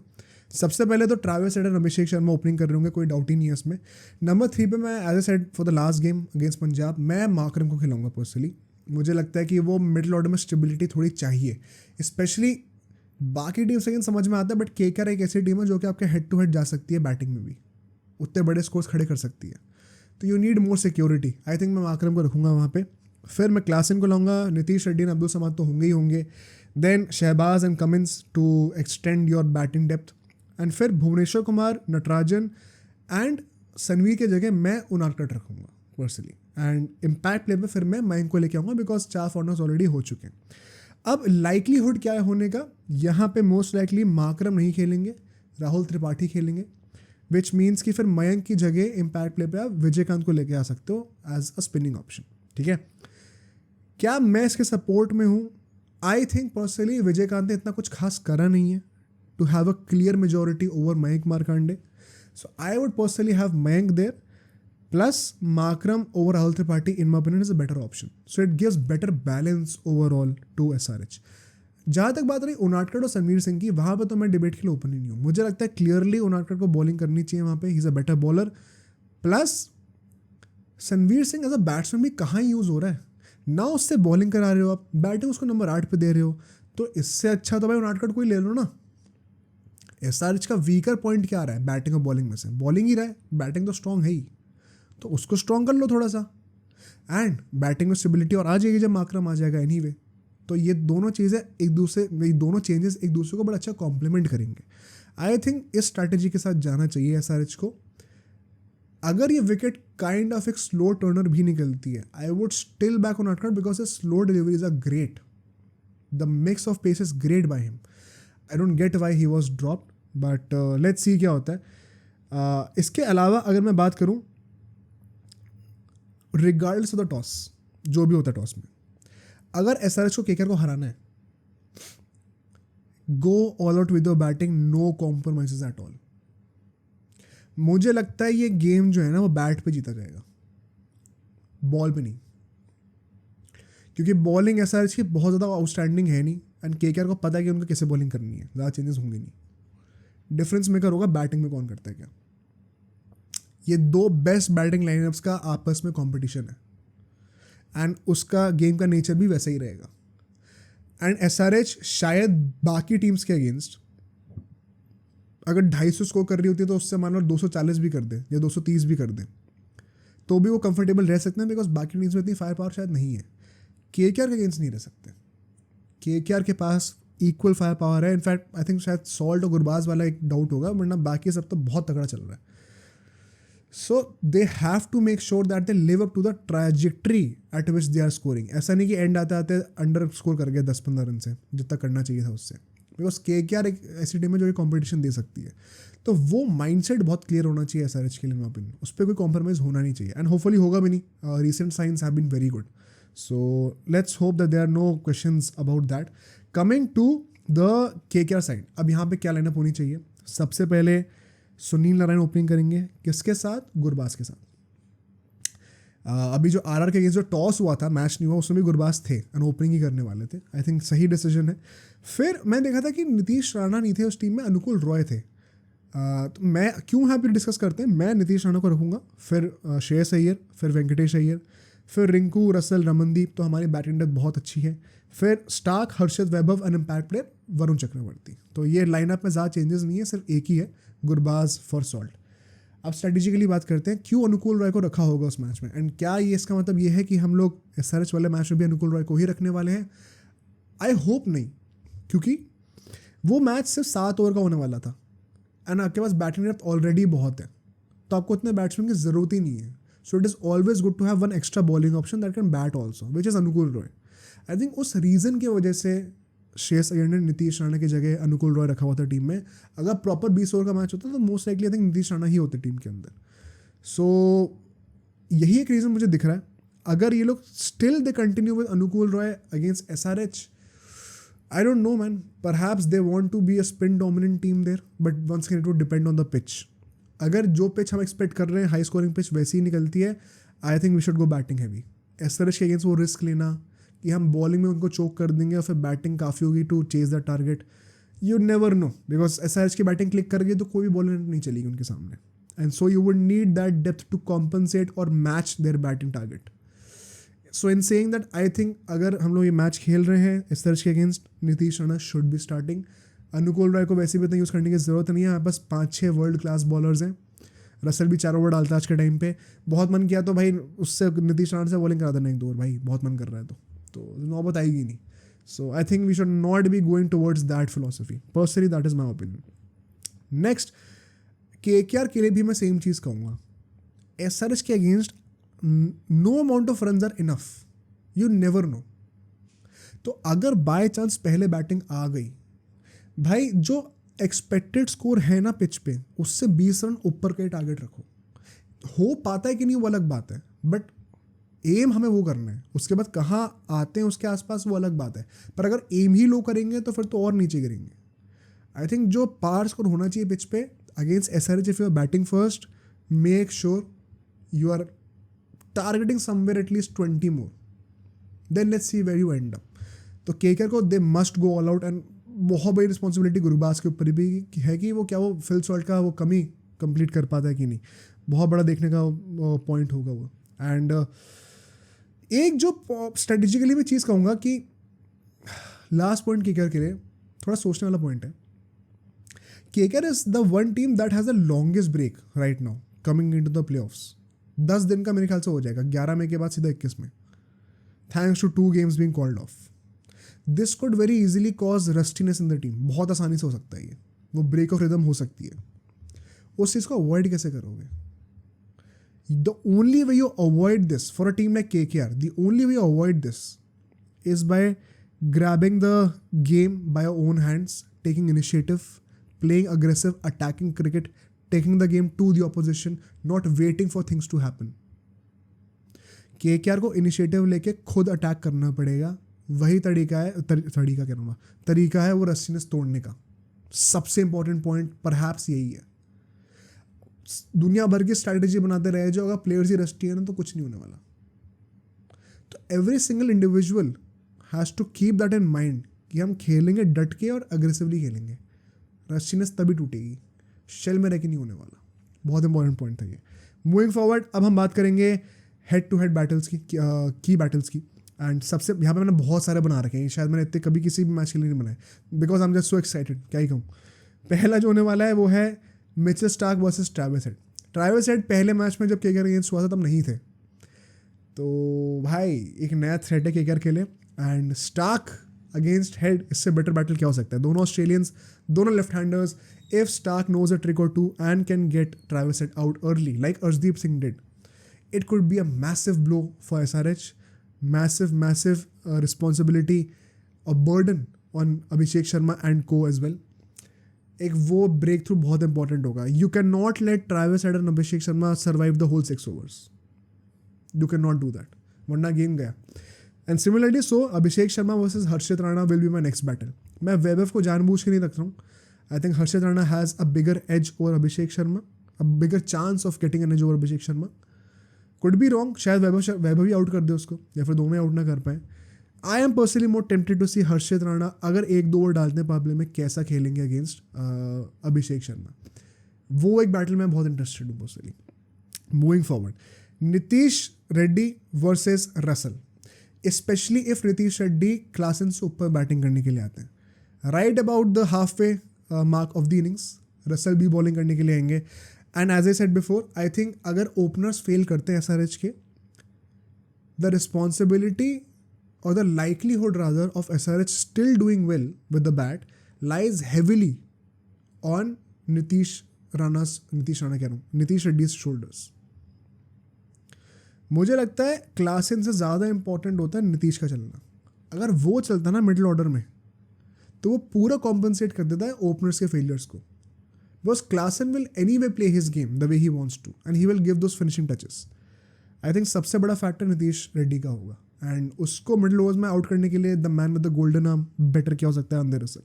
Next going forward we have Klaasen versus Varun Chakravarthy. I have notice this. Klaasen is struggling a bit against spinners lately, और rather throwing away his wickets to spinners if not struggling. Varun Chakravarti, the guy who has a knack of taking wickets just like Russell in the first over itself, would be very eager to see Varun Chakravarthy के overs किस तरीके से manage होते हैं. क्या नारायण के over आप पहले ख़त्म करा के वरुण के 2-3 ओवर्स बचा के रखोगे towards the 15th over close to that mark, ताकि क्लासन के अगेंस्ट हेड टू हेड जा पाए? या फिर अगर क्लासन जल्दी बैटिंग करने के लिए आ जाए तो आप सारे overs on the trot Varun Chakravarthy के ख़त्म करा दोगे? बहुत मजा आएगा देखने में. आई थिंक नारायण को he would play safely and more concern. Varun Chakravarthy पे चांस बन सकता है विकेट का. Going forward now we have the KKR batsman. तो सबसे पहले होगा Sunil Narine versus Bhuvneshwar Kumar. Bhuvneshwar Kumar, their strike bowler in the power plays. Narayan now easily their most important batsman in the power play because salt नहीं होने वाले हैं. Responsibility lies on Bhuvneshwar Kumar.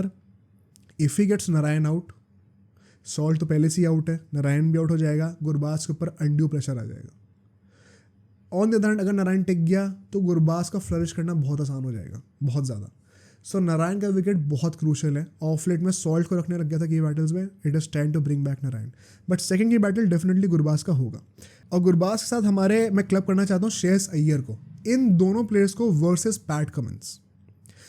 I think Pat Cummins of late although he has started bowling in the power play as well, his real magic comes around the half way mark, 10th over के आसपास. If Gurbaz gets out early in the power play, anyway Shreyas Iyer would be there to bat. If Gurbaz plays तो anyway 10th तो टिक नहीं वाला है. So Pat Cummins as that second pacer और the third pacer in the middle phase, उसको backbone तोड़नी पड़ेगी KKR के मिडिल ऑर्डर की. so that he can expose Rinku and Russell and Ramandeep earlier into the game. And we have seen how Russell वगैरह का जल्दी batting करने के लिए आते हैं वो थोड़ा ज़्यादा स्ट्रगल करते हैं. तो I would be interested to see कि क्या वो एक्सपोज लोअर मिडल ऑर्डर को जल्दी कर सकते हैं by taking crucial wickets in the middle overs itself. PAT Cummins की रिस्पॉन्सिबिलिटी हमें बहुत ज़्यादा होगी. 2 और बोलूँगा जल्दी से.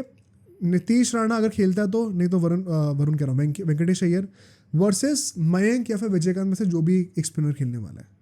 With the turn hitting middle overs में बहुत बड़ी रिस्पॉन्सिबिलिटी होगी टू मेक श्योर कि रन रेट मिडिल ओवर्स में डिप ना करे, जो कि केकेआर का ट्रेंड रहा है कि मिडिल ओवर्स में केकेआर थोड़ा स्लो पड़ जाती है, विच इज़ वाई शायद जितना वो स्कोर कर सकते थे bye the end of the 20th over उतना कर नहीं पाते. And SRH against every single run counts. I think ये बैटल ही बहुत इंटरेस्टिंग होगा मिडिल ओवर्स में. And lastly Russell versus Natarajan. Simply said, मुझे लगता है इसमें ज़्यादा कुछ डिस्कस करने को है नहीं. Russell or Natarajan in the death overs going head to head. Could he bring up some Yorkers? Could Russell unleash the firepower? Russell has had a very subpar tournament with the bat. And Natarajan ने last time भी I think wicket लिया था Russell का, if I'm not wrong. तो clearly एक matchup बनता है. And Russell अगर वो middle phase में slow पड़ती है KKR, if Russell clicks, he can easily compensate for that. But provided he does stay till the end and he is in that touch. वो नहीं होता इसीलिए KKR थोड़ा 10-15 रन अंडरस्कोर कर जाती है. तो केकेआर की फिनिशिंग के लिए बहुत इंपॉर्टेंट होने वाला है, specially if they are chasing, तब तो बहुत ही ज़्यादा इंपॉर्टेंट हो जाएगा. Could be a deciding factor. But moving to the final segment which is the predictions. 2-3 चीज़ें मैं कहना चाहता हूँ. मेरे ख्याल से ये सबसे नेक टू नेक मैच होने वाला है, सबसे ज़्यादा, at least on paper. 2 teams that have super explosive identities, that have changed the way teams perceive the art of batting, that have so much depth and firepower कि वो पहले ball से मार के खेलते हैं. आई थिंक ये one of the most entertaining matches होने का पोटेंशियल रखता है बहुत आसानी से. एंड मैं केकेआर के पॉइंट ऑफ व्यू से बात करूं तो देखो अभी 5-6 मैचेस की अनबीटन स्ट्रीक पे आ रहे हैं. और द पॉइंट क्या उसमें 2 मैचेस वॉश आउट हैं एंड उसके चलते हुए एक बहुत बड़ा गैप मिल गया है. ठीक है, तो ये केकेआर का पॉजिटिव है कि मोमेंटम अच्छा है लेकिन थोड़ा गैप आ गया वहाँ पे. एसआरएच के साथ क्या है, मोमेंटम रिसेंटली अच्छा रहा है, अच्छे से इन्हें कैचअप करा. And I think they have peaked at the right time ताकि सेकंड पे फिनिश कर पाएँ. देयर इज अ रीज़न कि वो आरआर के ऊपर फिनिश करें अल्टीमेटली. एक जो नेगेटिव साइड है वो ये कि on paper they are not as strong as KKR clearly, which is why I think कि पैट कमिंस, अभी हमने डिस्कशन किया था एक लाइव स्ट्रीम में कि बेस्ट कैप्टन कौन रहा है. मैंने उसमें कहा था अगर पैट कमिंस जो है एसआरएच को सेकंड पे फिनिश करा सकता है तो मैं उसको शेस से बेटर कैप्टन रेट करूँगा, because he had inferior resources as compared to Shreyas Iyer. And so SRH के team on paper is not as good as KKR, but the output that that have managed to generate from that team plus the captain, that has compensated for it in a big way. Still the fact remains कि team on paper KKR की better है. तो दोनों team से कुछ positives और कुछ negatives हैं, including the momentum that they have had. In saying that, मुझे ऐसा पर्सनली लगता है, मेरी gut feeling कह रही है कि गोइंग इनटू दिस गेम एक स्लाइड एज एसआरएच के पास है. The momentum break that KKR have had, जो 10 दिन से नहीं खेले हैं, शायद वो अफेक्ट कर सकता है. प्लस द फैक्ट कि गुरबाज को एक भी मैच खेलने को नहीं मिला है. उस दोनों फैक्टर्स के चलते हुए आई थिंक एसआरएच के पास एक थोड़ी सी एज है. जीतेगा कौन? आई थिंक एसआरएच के पास एज है बिल्कुल, बट केकेआर जिस क्लिनिकल फैशन में खेल रही है, it would be criminal to go against them. So I am saying 51 KKR, 49 SRH, just on the basis of covering all the factors. But अगर मैं recent trajectory पे जाऊँ ना, मुझे लगता है थोड़ा ही SRH के पास है. And कोई बड़ी बात नहीं अगर SRH जो है ये एकदम से वो सेकंड पे है ना, सीधा फाइनल में भी आ जाए, कोई बड़ी बात नहीं है. तो ये बहुत ही नेक टू नेक गेम होगा. ये 51 KKR 49 SRH को मैं 51 SRH भी कह सकता हूँ, क्योंकि वो रीसेंट जो आई थिंक एज है ना वो थोड़ी एसआरएच के पास है. बट ओवरऑल सीजन को देखा जाए, ओवरऑल टीम को पेपर पर देखा जाए, उसमें चलता मुझे लगता है कि केकेआर के पास थोड़ा सा एज है. And I'd rather back a database of the whole season as opposed to the last few games. It would be unfair. So for that reason I'm saying 51 KKR. But बहुत neck to neck है यार, मतलब दोनों में से कोई भी team जाके डिजर्विंग ही है. And I hope I would end this podcast on this note. मेरी पर्सनल होप ये है कि ये दोनों टीम्स हमें फाइनल में देखने को मिले दोबारा, तो बहुत मज़ा आने वाला है. लेट्स होप कि वो एक्चुअली में होता है. And on that note let's end today's podcast. Hope you all enjoyed it. कुछ सीखने को मिला हो तो please make sure to like this video and subscribe to the channel. बाकी जो आपको नेक्स्ट वीडियो ज़रूर देखनी चाहिए, नेक्स्ट पॉडकास्ट देखना चाहिए हमारे चैनल से, आपको यहाँ पे दिख जाएगा, उसको भी देखिए।